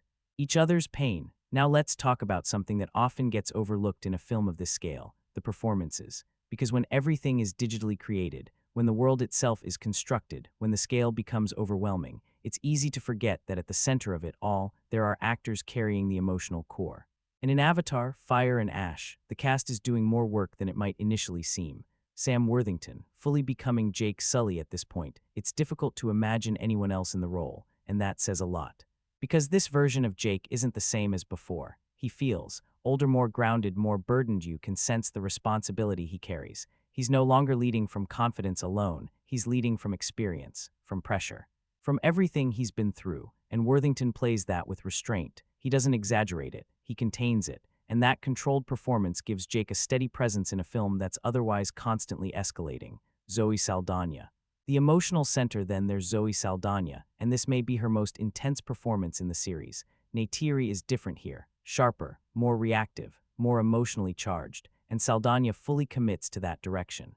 She doesn't soften it, she doesn't balance it out, she leans into it completely. For some viewers, that makes the character feel raw and powerful. For others, it can feel too focused on a single emotional tone. But either way, it stands out. She brings a level of emotional force that cuts through the film's scale. Stephen Lang, still commanding Stephen Lang, continues to bring presence to Quaritch in a way that keeps the character engaging. At this point, the role could easily feel repetitive, but it doesn't. This time, there's added range, more personality, more unpredictability, even moments of unexpected lightness, and that gives the character more dimension. He's not just a force within the story, he's someone you actively watch. Una Chaplin, a standout presence. If there's one performance that introduces a new energy, it's Una Chaplin as Varang. From her first appearance, there's a clear shift. She isn't just part of the story, she commands attention. There's intelligence in her presence. There's intensity in how she moves. There's unpredictability in how she delivers every moment, and that combination makes her immediately compelling. She doesn't feel like a recycled antagonist. She feels distinct, and in a film where repetition is a concern, that matters. Jack Champion, Spider's growth spider, is one of the characters who shows noticeable progression. And Jack Champion handles that transition well. This role carries internal weight now, identity, belonging, survival, and you can feel that conflict in the performance. He exists between two worlds, and that tension comes through clearly. Britton Dalton, expanding presence as Lack. Britton Dalton also steps forward more in this film. His role carries emotional weight, especially tied to responsibility and internal pressure, and that gives him a stronger presence than before. You begin to see him not just as a supporting figure, but as part of the emotional structure of the story. Supporting ensemble, giving the world depth. The wider cast also plays an important role. Sigourney Weaver, Kate Winslet, Cliff Curtis, Giovanni Ribisi, they may not always dominate individual scenes, but they add layers. They make Pandora feel like a populated world rather than a single perspective. And in a film of this scale, that matters. Performance capture, where acting meets technology. Here's the key point. None of these performances exist in a traditional sense. They're all translated through motion capture. And yet the emotion still carries through. Expressions, body language, subtle movement, all of it remains intact. And that's where the real achievement lies, because this isn't just acting, it's a collaboration between performance and technology. Does the writing always support them? Here's the honest answer: not always. There are moments where the performances feel stronger than the material itself, where the actors bring emotional depth, but the writing doesn't fully support it. And that creates a noticeable gap, because you can see the effort, you can feel the intention, but the story doesn't always allow those moments to fully settle. Final impact. Avatar. Fire and Ash may be remembered for its visuals, but the performances are what keep everything grounded beneath that scale. You have Worthington providing stability, Saldaña driving emotional intensity, Lang maintaining a strong presence, Chaplin introducing fresh energy, Champion expanding the narrative, and even when the structure feels heavy, even when the story feels crowded, the cast keeps the film anchored. Because no matter how large the world becomes, it still needs people inside it who feel real. And in Fire and Ash, that's something the ensemble delivers more often than not. Now we reach the point where Avatar. Fire and Ash either connects with you or starts to feel distant. Do you actually connect with these characters? Because no matter how expansive the world is, no matter how striking the visuals are, if you're not invested in the people within it, the entire experience begins to feel less impactful. The core challenge, connection versus distance, this is where the audience divides most clearly. Some viewers feel more connected than ever. Others feel completely detached, and that highlights something important. The character writing is inconsistent. Characters with strong foundations, but uneven development on paper. The characters are built on strong emotional foundations. Grief, guilt, identity, struggles, family tension, emotional pressure, these are powerful elements. But the challenge isn't the ideas, it's how they're developed. Growth that feels uneven. Some characters clearly evolve. You can see progression. You can feel change, but others remain in similar emotional cycles, repeating reactions, revisiting the same internal conflicts without clear forward movement, and that creates imbalance. Because when some characters grow while others remain static, the story begins to feel uneven. Neytiri, intensity without variation.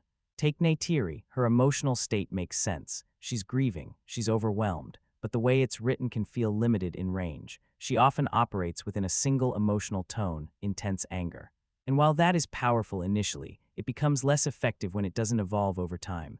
Jake, controlled but still limited, Jake moves in the opposite direction. He's more restrained, more internal, and that approach works. But at times it can also feel like he isn't changing quite enough. He's reacting, managing, holding everything together, but not always shifting in a way that feels deeply transformative. Spider. One of the strongest arcs. Spider is one of the few characters where you can clearly track real development. His role expands. His internal tension becomes deeper. His place within the family grows more complicated. And because of that, he becomes more compelling. He's not just present, he matters. The memorability issue, another point that comes up often. The characters can be difficult to keep track of. Not necessarily because they're weakly written, but because there are so many of them. Names start blending together, roles overlap, relationships become crowded, and that makes it harder for the audience to stay emotionally attached. Too many characters, not enough focus. This connects directly to the film's larger issue of overcrowding. There are simply so many characters that not all of them receive the attention they need. Some arcs feel underdeveloped. Some relationships feel rushed. Some characters feel like they're simply present without leaving a strong impression. And when that happens, investment starts to weaken. Emotion versus engagement. Here's the key distinction. The film has emotion. But emotion does not always become engagement, because emotional storytelling only works when the audience feels fully connected to the character. And when that connection is limited, even powerful emotional moments don't resonate as strongly. Why some viewers still connect, and yet some viewers absolutely do connect. They feel the grief. They understand the family tension. They remain invested. Why? Because they were already fully drawn into the world. They had already accepted these characters. So for them, the emotional beats still land. Why others don't, but for viewers who never fully connected in the first place, this film doesn't necessarily solve that. In some ways, it may intensify it, because instead of streamlining the character work, it adds more arcs, more relationships, more complexity, without always strengthening the foundation underneath it. The core issue, the problem, isn't that the characters are ineffective, it's that they aren't consistently compelling. Some stand out, some evolve, some feel vivid, but others feel repetitive, underdeveloped, or pushed to the side. Final impact. Avatar. Fire and Ash gives you characters with strong emotional foundations, clear thematic purpose, meaningful roles within the story, but without consistent development, focused writing, distinct, memorable execution, and that creates the central challenge. You can see the depth, but you don't always feel it. Because in a film this large, the visuals may draw you into the world, but it's the characters that make you want to remain there. And in Fire and Ash, that connection isn't always certain. If there's one character in Avatar, Fire and Ash, who genuinely feels like he's moving forward, not just reacting, not just existing, but truly evolving, it's Spider. Because this time he isn't standing at the edge of the story. He's right at the center of the tension. From side character to narrative driver in the earlier films, Spider often felt connected to the story, but not always central to it. Important, yes, but not essential. Here that changes. His situation drives major choices. His presence creates tension. His transformation becomes a turning point. He is no longer a character circling around the story. He is actively shaping it, the core conflict. He doesn't fully belong anywhere. Spider's greatest strength as a character is also the source of his struggle. He doesn't fully belong, not with the humans, not with the Na'vi, not even entirely within the Sully family. He exists between worlds, and this film leans into that more than ever. The family tension, this is where things become emotionally compelling. Because Spider isn't only dealing with identity, he's dealing with acceptance. Jake sees him as part of the family, but with boundaries. Neytiri struggles to fully accept him at all.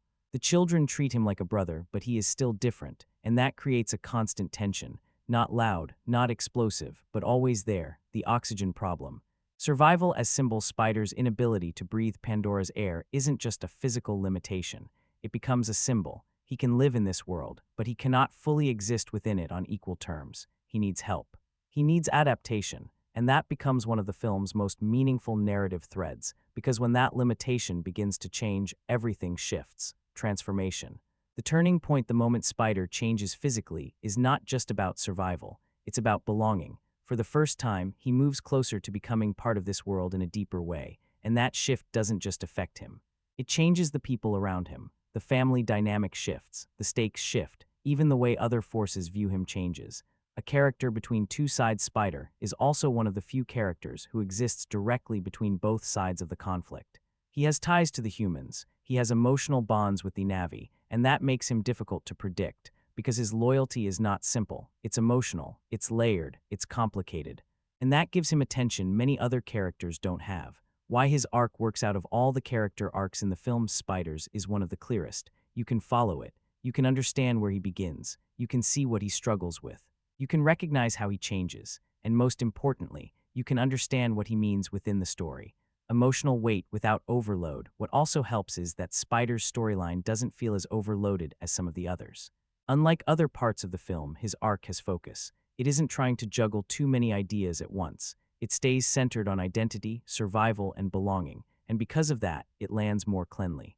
The bridge between worlds in many ways, Spider represents something larger than his own personal journey. He becomes a bridge between human and Na'vi, between past and future, between conflict and the possibility of something different. And that gives his role lasting importance within the franchise. Does the film fully maximize him? Not entirely. There are still moments where his arc could have gone further, where the emotional impact could have reached deeper. But compared to many of the other characters, he remains one of the most fully realized. Final impact Avatar. Fire and Ash may wrestle with overcrowding, repetition, and uneven character work, but Spider stands out. Because his journey feels clear, meaningful, necessary, he isn't just part of the story anymore. In many ways, he becomes one of its central forces. And in a film filled with immense scale and overwhelming spectacle, Spider brings the focus back to something more intimate and powerful. Sometimes the most compelling conflict isn't about large-scale confrontation, it's about where you belong. There's also a quieter thread running through Avatar. Fire and Ash, not explosive, not loud, not built on spectacle, but built on mystery. And that thread is Kiri, the character with the biggest questions from the moment Kiri was introduced. She never felt like just another character. She felt like a question. Who is she really? Why is she different? What is her connection to Iowa? And Fire and Ash continues building on those questions. But the key issue is this: it builds more than it resolves. Kiri's role, the spiritual core. While much of the film is driven by survival, pressure, and confrontation, Kiri represents something else. Connection, not just connection to her family, but connection to Pandora itself. Her bond with Iowa is not treated as a minor detail. It is treated as something deeply important, potentially central. A different kind of strength. Kiri's power is not physical. It isn't about direct confrontation. It isn't about leadership in the traditional sense. It's about understanding. She responds to Pandora differently. She senses things differently. She connects in a way that feels deeper than anyone else around her. And that gives her a unique place in the story. The moment that changes everything. There are key moments in the film where Kiri's abilities move beyond implication and into certainty. Moments where she doesn't just seem connected, she actively acts through that connection. And those scenes are powerful because they suggest something much larger at work, something that could reshape the direction of the entire story. But here's the problem: for all of that build-up, the payoff still feels limited. Kiri's arc feels like it's constantly building towards something, but never fully arriving. You get glimpses, you get hints. You get moments that feel significant, but not a clear resolution. Mystery versus satisfaction. Now, this may be intentional. Kiri's story clearly isn't meant to conclude here. It's being developed across multiple films. But within this chapter, that approach creates mixed reactions, because instead of feeling like meaningful progress, it can feel like delay. The unrealized potential. Challenge. This is where Kiri's storyline sits in an unusual position. It's one of the most compelling ideas in the entire franchise, but also one of the least fully explored in this film. You can sense the potential. You can feel its importance. But the film doesn't always provide enough depth to match that significance. Overshadowed by larger elements, part of the challenge comes from the film itself. There's so much happening. Large-scale sequences, new clans, multiple conflicts, layered emotional arcs. That Kiri's quieter, more reflective storyline doesn't always receive the same level of focus. It isn't ignored, but it isn't fully prioritized either. When mystery becomes distance, and here's the key challenge: mystery only works when it continues to draw you in.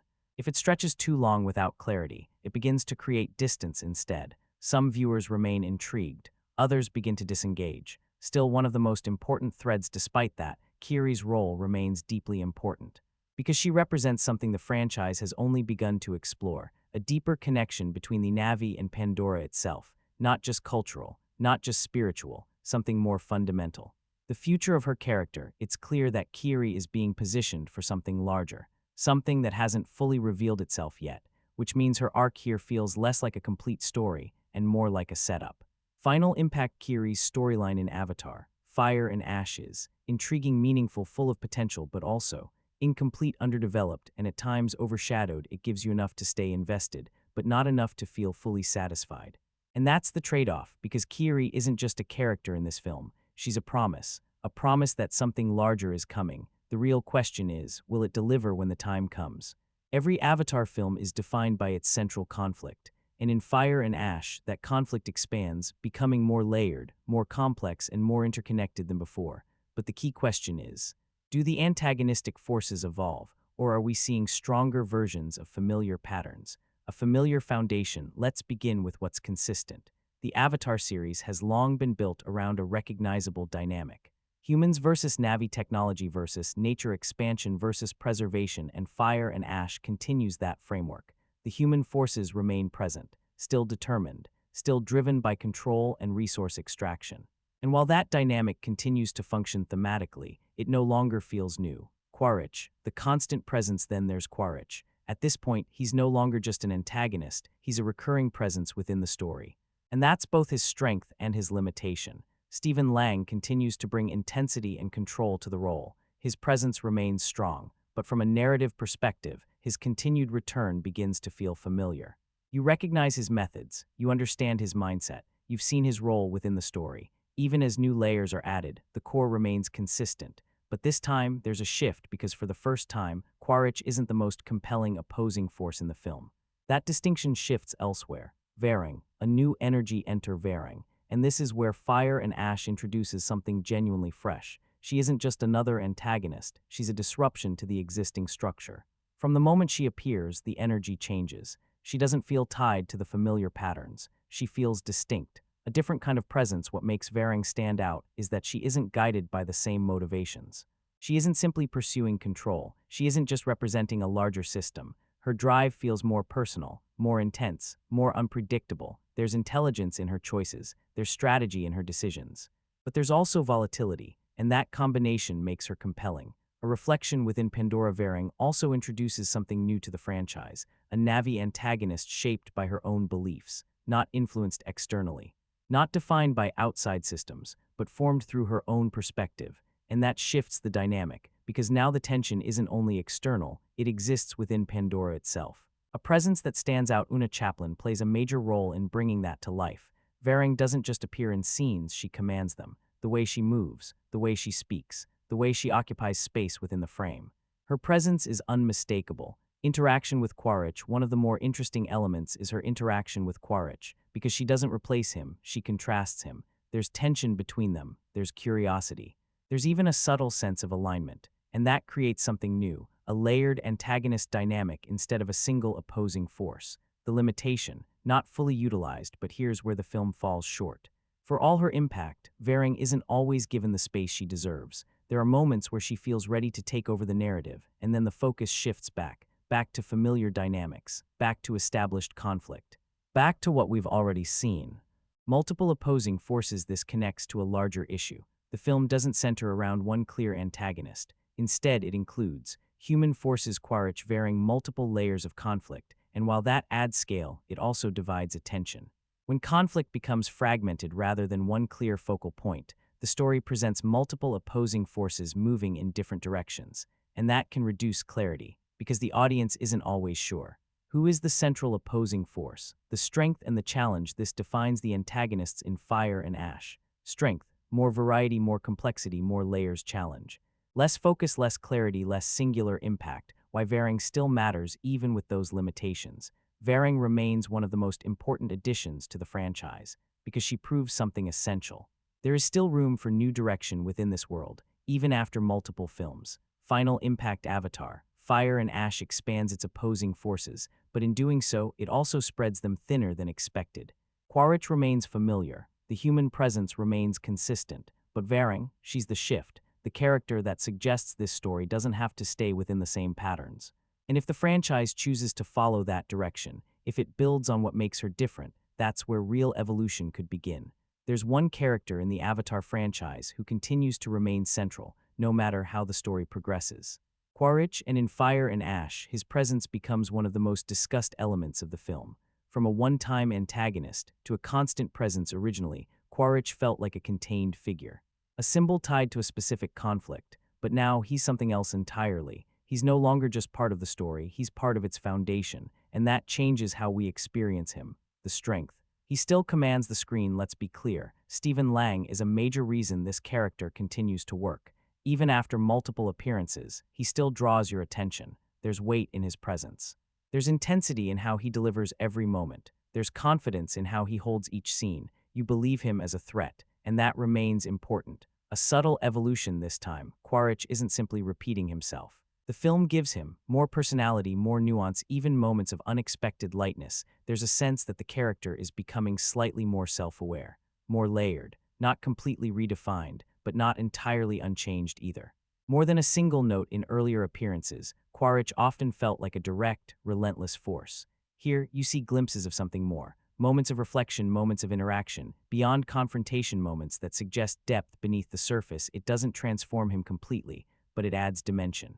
The limitation, familiarity, and this is where the critique begins, because no matter how much the character evolves, the core remains consistent. He's still pursuing, tracking, engaging, and after multiple films, that pattern becomes recognizable.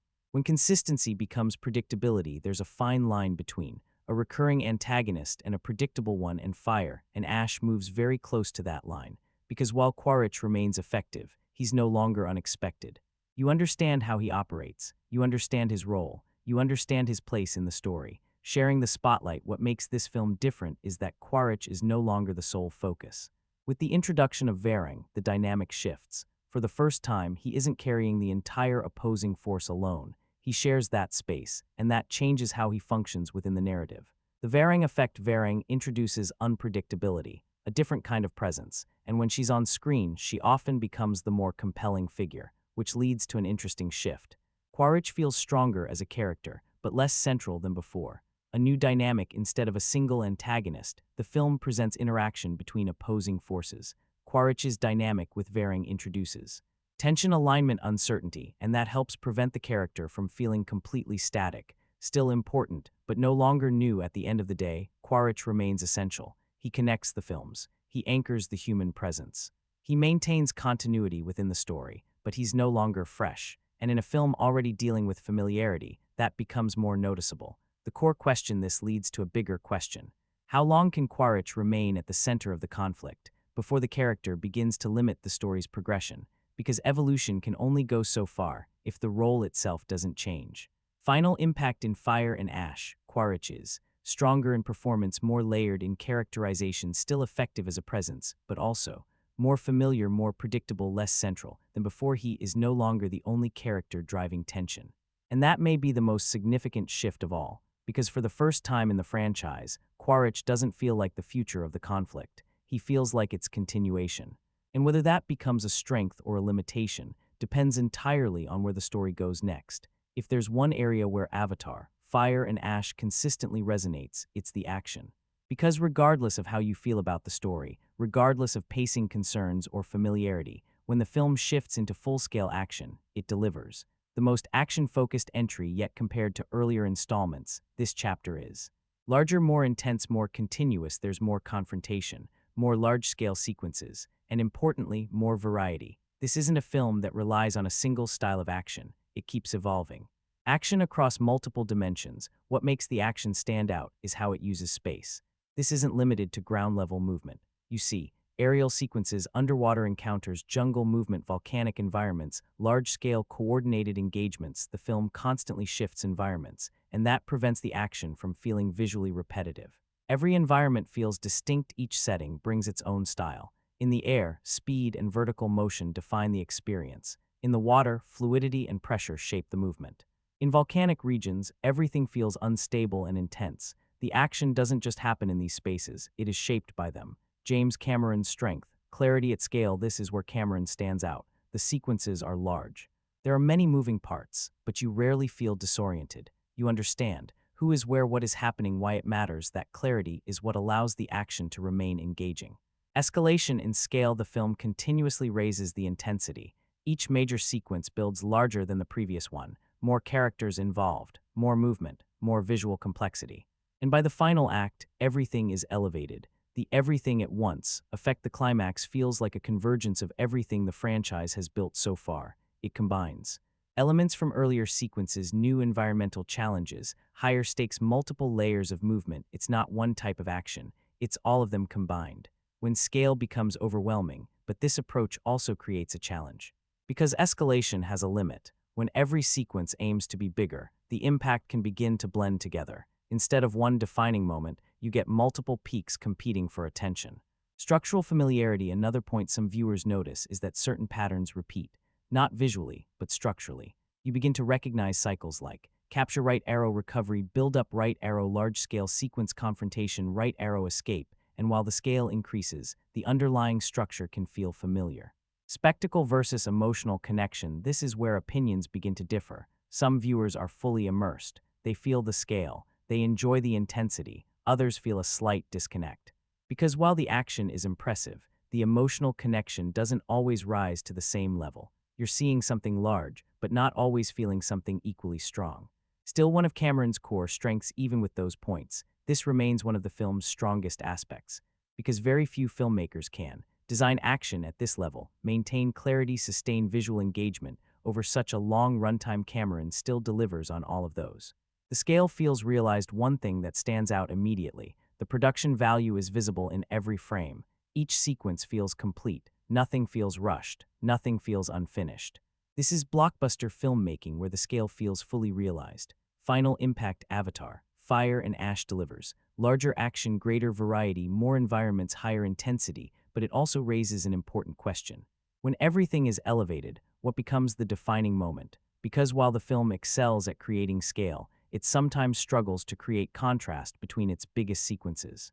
Still, even with familiarity, even with density, one thing is clear. When it comes to crafting large-scale cinematic action, James Cameron is still operating at an exceptional level. There's something about Avatar, Fire and Ash that you don't just observe, you experience it. Not only because of the visuals, not only because of the story, but because of how it sounds. This is a film built on sensory immersion from the very beginning. The film doesn't just present images, it surrounds you. The sound design, the musical score, the environmental audio, they all come together to create something that feels larger than the screen itself. It becomes an experience. The score, familiar but still effective. The music in Avatar, Fire and Ash carries a recognizable identity. You hear familiar tones. You recognize emotional cues, because the film builds on what came before, and for many viewers that continuity works. It reinforces the emotional world of Pandora and keeps everything connected. When familiarity works, there are moments where the score truly elevates the experience. Large-scale sequences feel more expansive. Emotional moments feel more grounded. The world itself feels more alive. The music doesn't just sit behind the visuals, it enhances them. But it doesn't always evolve at the same time. There's a noticeable reliance on established musical ideas. Some viewers feel that while the visuals continue to evolve, the music supports rather than innovates. It strengthens what's already there, but doesn't always introduce something new. Sound design. The real standout. If the score supports the film, the sound design defines it. Every environment has a distinct identity. The intensity of volcanic landscapes, the movement of creatures through air and water, the mechanical presence of human technology, the natural sounds of Pandora. Nothing feels generic. Everything feels intentional, layered, detailed, constantly active. What makes the sound design so effective is its depth. There's always something happening. Subtle environmental textures, background movement, fine details that build atmosphere even in quieter moments. The world never feels still. Action you don't just see, you hear. During large-scale sequences, sound becomes even more critical. Impacts carry weight. Movement has presence. Every moment feels grounded through audio, and that adds to the immersion. Because the action doesn't just appear large, it sounds large. The importance of theatrical audio. This is where the theater experience becomes essential. In the right environment, the sound surrounds you, not just from the front, but from every direction. You feel space, you feel distance, you feel scale. Sound plus visual equals immersion. What makes Fire and Ash work on a sensory level is the combination. The visuals build the world, the sound completes it. Without the sound design, the visuals would still impress, but with it, they become immersive. Even when the story slows, here's the key point. Even when the narrative feels less focused, even when pacing becomes heavier, the audiovisual experience continues to hold attention. Because your senses remain engaged. James Cameron's approach. This is where Cameron's approach stands out. He doesn't treat sound as background. He treats it as part of the storytelling itself. Every element feels deliberate. Every sound has a purpose. The core impact. Avatar, Fire and Ash highlights something important. Immersion isn't just visual, it's the combination of sound and image, and when both are working together at this level, the experience becomes something more. Final impact: the music may not always reinvent itself, but the sound design elevates everything around it, because in Fire and Ash, you're not just watching Pandora, you're hearing it exist. Now let's step back from the scale for a moment, because beneath all the visuals, beneath all the movement, beneath all the spectacle, this film is trying to communicate something. And whether it fully succeeds or not, those ideas are clearly present. The core conflict, power and resistance at its foundation, the story continues to explore a central idea: power taking from those who have less control. The human presence arrives, resources are taken, control is imposed, and to justify it, the narrative is reshaped. The Na'vi are framed as dangerous, as primitive, as something that needs to be controlled. Dehumanization as justification: this is where the film becomes more direct, because the conflict isn't only physical, it's ideological. If you label a group as a threat, amplify that perception, remove their humanity, then actions against them begin to feel justified. A pattern that feels recognizable, and this is where the film connects to something broader. That pattern isn't fictional. It reflects situations that have occurred many times throughout history. For some viewers, that connection is very clear. Identity and cultural tension: the Na'vi have always represented more than a fictional group. They represent connection to land, cultural identity, balance with their environment, and in Fire and Ash, that identity is challenged not only from outside, but from within. Internal conflict: the introduction of the Ash people shifts the dynamic. The conflict is no longer just external. It becomes Na'vi versus Na'vi, different beliefs, different values, different ways of surviving.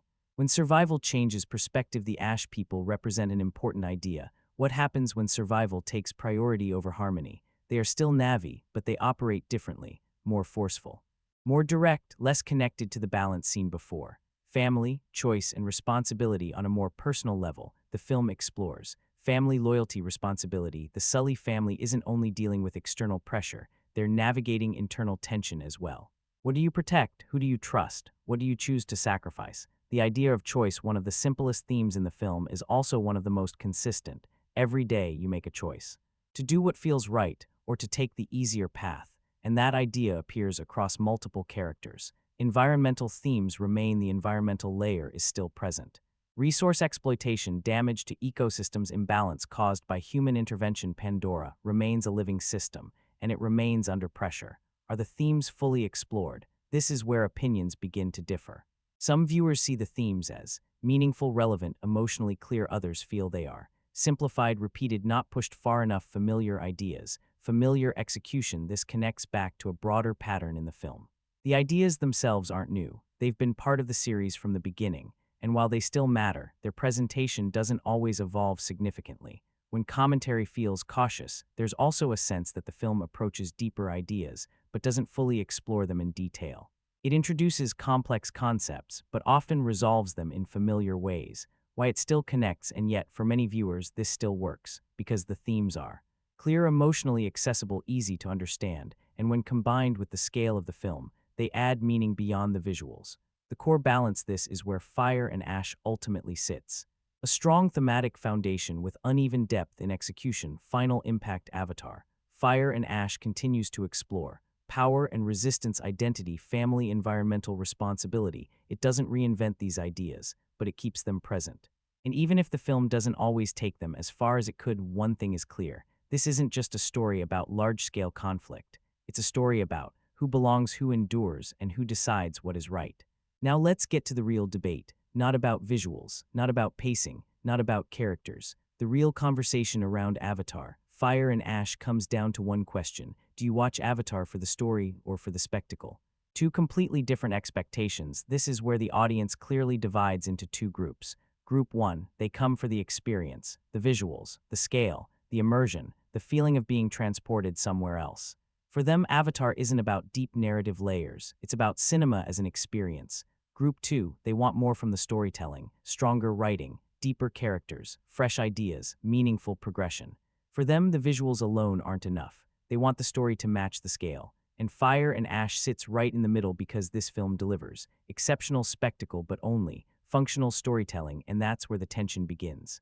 The spectacle is undeniable when it comes to the visual experience. The film excels. You're drawn into Pandora. You feel the environments. You experience the scale. It creates immersion at a level very few films achieve. And for many viewers, that alone is enough. The story serves its purpose, the narrative works. It's clear, it moves forward. But the question is, does it elevate the experience or simply support it? When story becomes structure in Fire and Ash, the story often functions as a framework that connects the spectacle. It links sequences, builds toward major moments, provides emotional context. But it doesn't always lead the experience. Why some viewers are satisfied, for many fans, this aligns with expectations. They aren't watching Avatar for complex narrative layers, unpredictable storytelling, deep philosophical exploration. They're watching for the world, the immersion, the cinematic scale, and on that level, the film delivers. Why others feel unsatisfied, but for another group, expectations have changed. After multiple films, they're looking for evolution, something unexpected, something that expands the narrative. And when that doesn't happen, the spectacle can start to feel like it's compensating. The franchise identity question. This leads to a bigger question. What is Avatar meant to be? A visual experience? Or a fully balanced storytelling experience? Because right now, it leans strongly toward one side. Can spectacle carry everything? For a long time, the answer seemed clear. The first film redefined 3D experiences. The second expanded the world significantly. But now, the sense of novelty is beginning to fade. And that means the story matters more than before. The balance that's hard to achieve. The ideal combination is simple. Spectacle plus strong storytelling, but achieving both consistently is difficult. And Fire and Ash doesn't fully reach that balance. It prioritizes spectacle, while the story follows behind. Why this debate continues? Because both perspectives are valid. The spectacle is impressive, the story is more familiar, and depending on what you value most, your experience changes. Final impact. Avatar. Fire and Ash ultimately asks one question of its audience. What are you looking for? If you want immersion, it delivers. If you want narrative evolution, it may feel limited, because in the end, the film focuses on what it does best. And whether that's enough depends entirely on you. At some point, every discussion about Avatar, Fire and Ash leads back to one name, James Cameron, because whether you appreciate the film or find parts of it frustrating, he is the reason it exists in this form. A director who builds worlds. Most blockbuster directors capture scenes. Cameron constructs entire environments. He doesn't just stage action, he designs how it moves, how it feels, how it immerses you. That's why his films don't just look large, they feel expansive. Control at an exceptional level. One thing becomes very clear while watching Fire and Ash. Cameron maintains complete control. Every movement, every transition, every visual element, nothing feels unintentional. Even in the busiest moments, there is structure behind it. Bringing the budget to the screen, there's a phrase often associated with Cameron: he makes the scale visible. And Fire and Ash reinforces that. You can see the detail, you can see the scope, you can see the craftsmanship. This isn't spectacle hidden behind rapid editing, it's spectacle fully realized. Clarity at scale. One of Cameron's defining strengths remains clarity within complexity. Even when multiple elements are in motion, you understand what's happening. That's not easy, that's direction, still ahead of the curve. There's a common sentiment among viewers. Cameron operates at a different level, and while that may sound exaggerated, there's a reason it's said so often. Very few filmmakers attempt this level of scale. Even fewer execute it consistently. A legacy of spectacle across generations of cinema, Cameron's name continues to appear in discussions about large-scale filmmaking. Because he doesn't just follow trends, he sets benchmarks. And Avatar as a franchise reflects that philosophy. But here's the shift: for the first time, the conversation is evolving. Because while his technical skill remains clear, his storytelling choices are being questioned more than before. Craft versus creative direction. This is where the discussion now sits. His craft remains exceptional. His execution remains precise. His visual imagination remains strong. But the question becomes, is the storytelling evolving at the same pace? Refinement versus reinvention. Fire and Ash feels more like refinement than reinvention. It improves, it polishes, it expands, but it doesn't dramatically shift direction. For some viewers, that's enough. For others, it feels like an opportunity for change. Passion versus structure. Another discussion begins to emerge. Why continue telling this story? Some see genuine passion, a filmmaker pushing cinematic boundaries.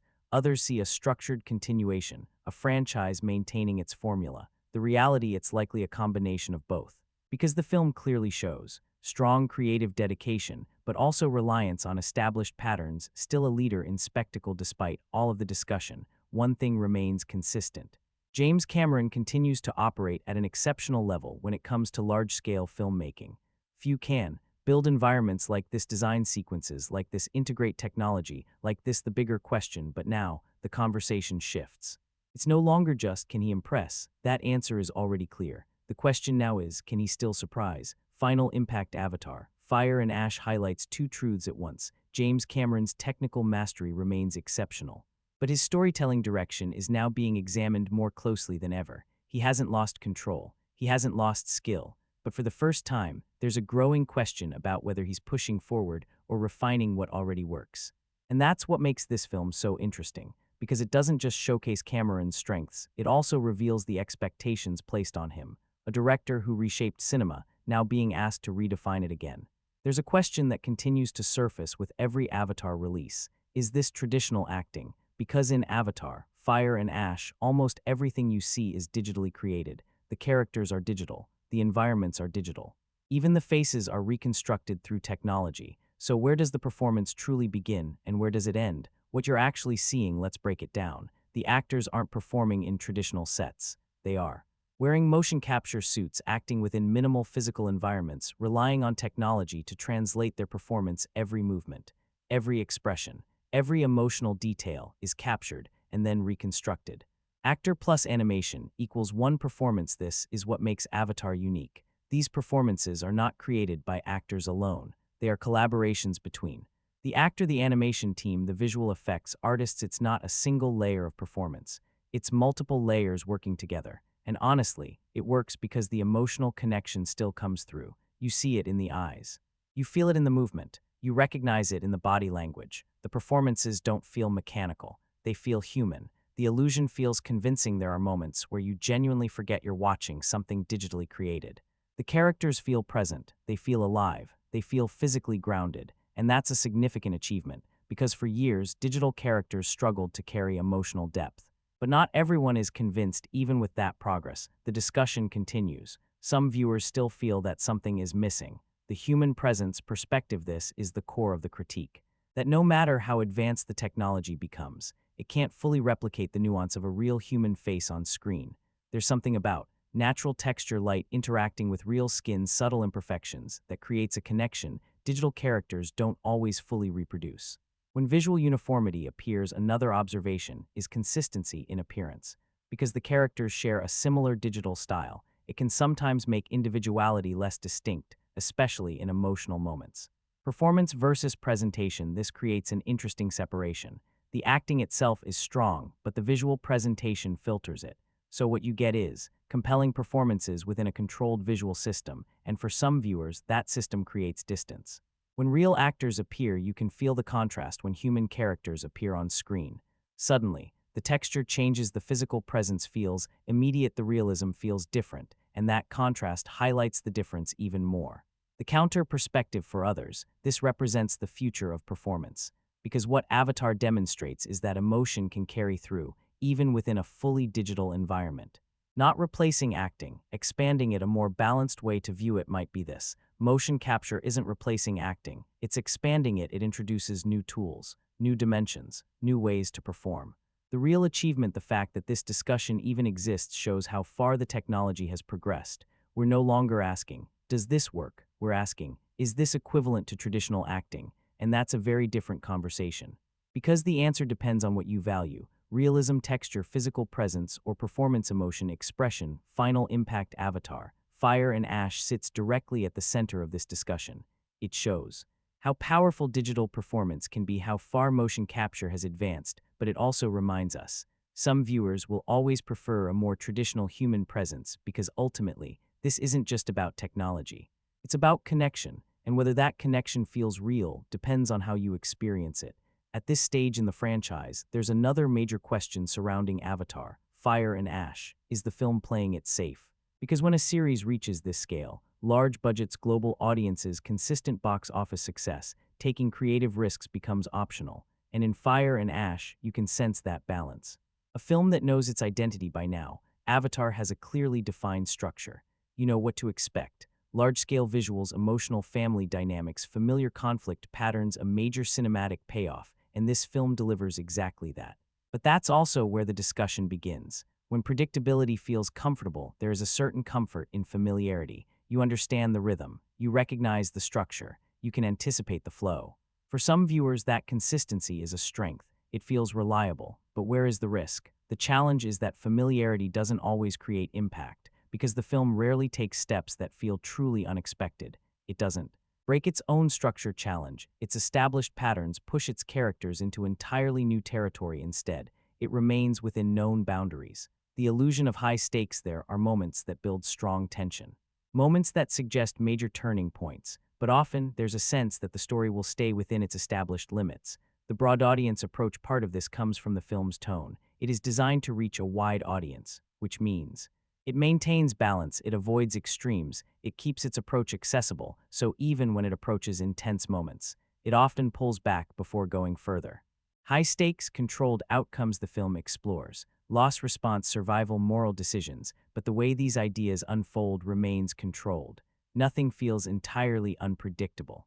When limits become visible, and once the audience begins to sense those limits, the tension changes, because strong tension comes from uncertainty. And when you begin to anticipate boundaries, that uncertainty decreases. Safe doesn't mean ineffective, to be fair. A measured approach isn't inherently negative. It can make a film more accessible, more consistent, more widely appealing, and for a franchise at this scale, that matters. But it does reduce impact because without risk, surprise becomes limited, unpredictability fades, major moments feel more familiar, the missed potential. This is where Fire and Ash feels slightly restrained, because it contains strong thematic ideas, emotional depth, complex character dynamics, but it doesn't always explore those elements as far as it could. Staying within the established path rather than redefining itself, the film reinforces what already works. It follows a familiar structure. It delivers expected elements. It stays within its established identity. Why this matters more now, earlier in the series, this wasn't as noticeable, because everything felt new, but now expectations have grown. Audiences are looking for evolution, unexpected choices, moments that break the pattern. The core issue, the challenge, isn't that the film is safe. It's that it remains consistently safe. There isn't a moment where it fully steps outside its comfort zone. Final impact, Avatar. Fire and Ash delivers exactly what it promises. Scale, emotion, spectacle, but it rarely moves beyond its established boundaries. And that leaves you with a lingering question. What could this film have been if it took just a little more creative risk? Because sometimes the difference between a good film and a truly great one isn't scale, it's boldness. After everything Avatar, Fire and Ash presents, the scale, the emotion, the layered conflict, it all leads to one final question. Does the ending truly land? A finale built on scale. Let's start with what the film clearly prioritizes. Spectacle, the final act expands significantly. Large-scale confrontation, multiple forces converging, everything building at once. It feels like a culmination, not just of this chapter, but of everything leading up to it. Familiar structure, larger execution, but structurally, it feels recognizable. You can identify the rhythm, the build-up, the clash, the emotional peaks. It mirrors patterns the franchise has used before, just on a larger scale. Does it still work? For many viewers, yes, because even if the structure feels familiar, the execution carries it. The visuals remain impactful. The sequences feel complete. The emotional beats are present. Emotional payoff. Present but uneven. This is where things become more nuanced. The film aims for resolution, emotional closure, a sense of completion, and in some ways it achieves that. The family arc reaches a moment of calm. The immediate tension settles. There's a sense that a chapter has closed, but not everything feels fully built at the same time. The payoff doesn't feel consistent for everyone. Some moments feel rushed. Some resolutions feel overly smooth. Some emotional beats don't have enough build-up behind them, and because of that, the impact varies. The too neat response, one of the most common reactions, is that the ending feels overly tidy. After everything the characters experience, the resolution comes together in a way that feels almost too convenient. Does it follow its own logic? Another point of discussion. Does the ending fully align with the internal logic established earlier? For some viewers, yes, it fits within the framework. For others, it feels like the story adjusts slightly to reach its conclusion. Closure versus continuation. This is where the ending becomes particularly interesting, because it sits between two purposes, concluding the story and preparing for what comes next. As a conclusion, if this were the final installment, it could function. There's enough resolution, enough emotional closure, enough of a stopping point. As a setup, at the same time, it clearly leaves room to continue. Certain threads remain open, certain questions are left unanswered. Certain directions are still possible. The balance feels uneven, and that creates a slight imbalance. The ending attempts both, but doesn't fully commit to either. It isn't a definitive conclusion, but it also isn't a strong setup. Why this divides viewers: for some, this works. They receive closure while still feeling anticipation. For others, it feels incomplete. Not enough finality to feel satisfying. Not enough setup to feel exciting. The emotional core still carries even with those differences. The emotional layer still holds weight, because by this point, you've spent time with these characters, and that connection, even if imperfect, still matters. The core challenge, the main challenge with the ending, is simple. It follows a familiar path. It resolves in expected ways. It hits recognizable beats. It avoids major deviation. Final impact: Avatar. Fire and Ash concludes in a way that is visually impressive, emotionally present, structurally familiar. It provides closure, but not finality; resolution, but not complete satisfaction; and ultimately, it leaves you with the same feeling that defines the entire film. It works, but it doesn't fully surprise. Because in the end, the question isn't whether the story concludes, it's whether it concludes in a way that stays with you. After multiple large-scale entries, after years of anticipation, after building one of cinema's most expansive worlds, we arrive at a question no long-running franchise can avoid. Does Avatar still need to continue? The first signs of fatigue: for the first time, there's a noticeable shift. Not in the visuals, those remain exceptional. Not in the scale that continues to expand, but in audience reaction. There's a growing sense of familiarity, the same structure, the same types of conflict, the same emotional patterns. And when that feeling settles in, that's where fatigue begins. When familiarity becomes limiting, franchises are built on familiarity. But there's a threshold, when familiarity stops feeling reassuring and starts feeling repetitive, and Fire and Ash sits right at that point. The why continue question: this is where the conversation shifts. It's no longer just, is the film effective? It becomes, why should the story continue? Because after multiple installments, audiences begin to look for purpose. Expansion without evolution: the franchise continues to expand. New groups, new environments, new conflicts, but the deeper question is it evolving or extending the same central idea repeatedly? Future installments, but are they necessary? There are plans for more films. But the question remains, are they needed? A natural stopping point. One of the most interesting reactions to Fire and Ash is this: it could function as an ending, not perfect, not definitive, but sufficient, enough resolution, enough emotional closure, enough sense of completion. When enough feels complete, there's a growing sense that the franchise has explored its central ideas, presented its world, and continuing beyond this point carries risk. The counterpoint: there's still potential. At the same time, another perspective exists. Pandora is still vast, unexplored, full of possibility. There are still directions the story could take, still ideas that could be expanded. A divided audience: this creates a clear split. One side wants continuation, more world building, more scale, more expansion. The other side prefers closure, preserving what has already been built, avoiding overextension. The risk ahead: the primary risk is no longer failure. It's dilution, because as a story continues to repeat itself, each new chapter can feel less impactful. James Cameron's decision, and this brings everything back to Cameron, because ultimately, the direction of the franchise depends on him. Does he continue refining the established formula, or move towards something entirely new? The legacy question: this is no longer just about the next installment. It's about the long-term legacy of the franchise. Will Avatar be remembered as groundbreaking, or as a story that continued slightly beyond its natural endpoint? The core issue, the question, isn't whether more films will be made, it's whether they will feel necessary. Because at this stage, the expectation has shifted from spectacle to purpose. Final impact: Avatar. Fire and Ash doesn't just continue its story, it encourages the audience to reflect on it, to ask, am I still excited for what comes next, or am I expecting more of the same? And that's where the franchise stands right now, between expansion and fatigue, because in the end, the future of Avatar isn't only about what James Cameron can create. It's about whether audiences still feel the need to experience it. After everything we've explored, the visuals, the narrative, the performances, the themes, one thing becomes clear: there is no single response to Avatar, Fire and Ash. This is one of those films where audiences don't just disagree, they experience it in completely different ways. Two completely different films depending on who you ask. This is either a repetitive, overextended visual showcase or a breathtaking cinematic experience, and what's interesting is both perspectives hold weight. The theme park experience, perspective. Let's start with the critical view. For some viewers, the film feels like style over substance, spectacle over narrative, depth, repetition over progression. They see familiar plot structures, predictable developments, uneven character focus, and extended runtime, and for them, the experience begins to feel empty. When spectacle alone isn't enough, these viewers don't dismiss the technical achievements. They recognize the visuals are impressive, the sound design is strong, the scale is significant, but they ask a simple question. Is there more beneath the surface? And when the answer feels limited, the impact decreases. The event cinema perspective on the other side, there are viewers who see the film completely differently. For them, this represents cinema at its highest level, not because of the narrative, but because of the experience.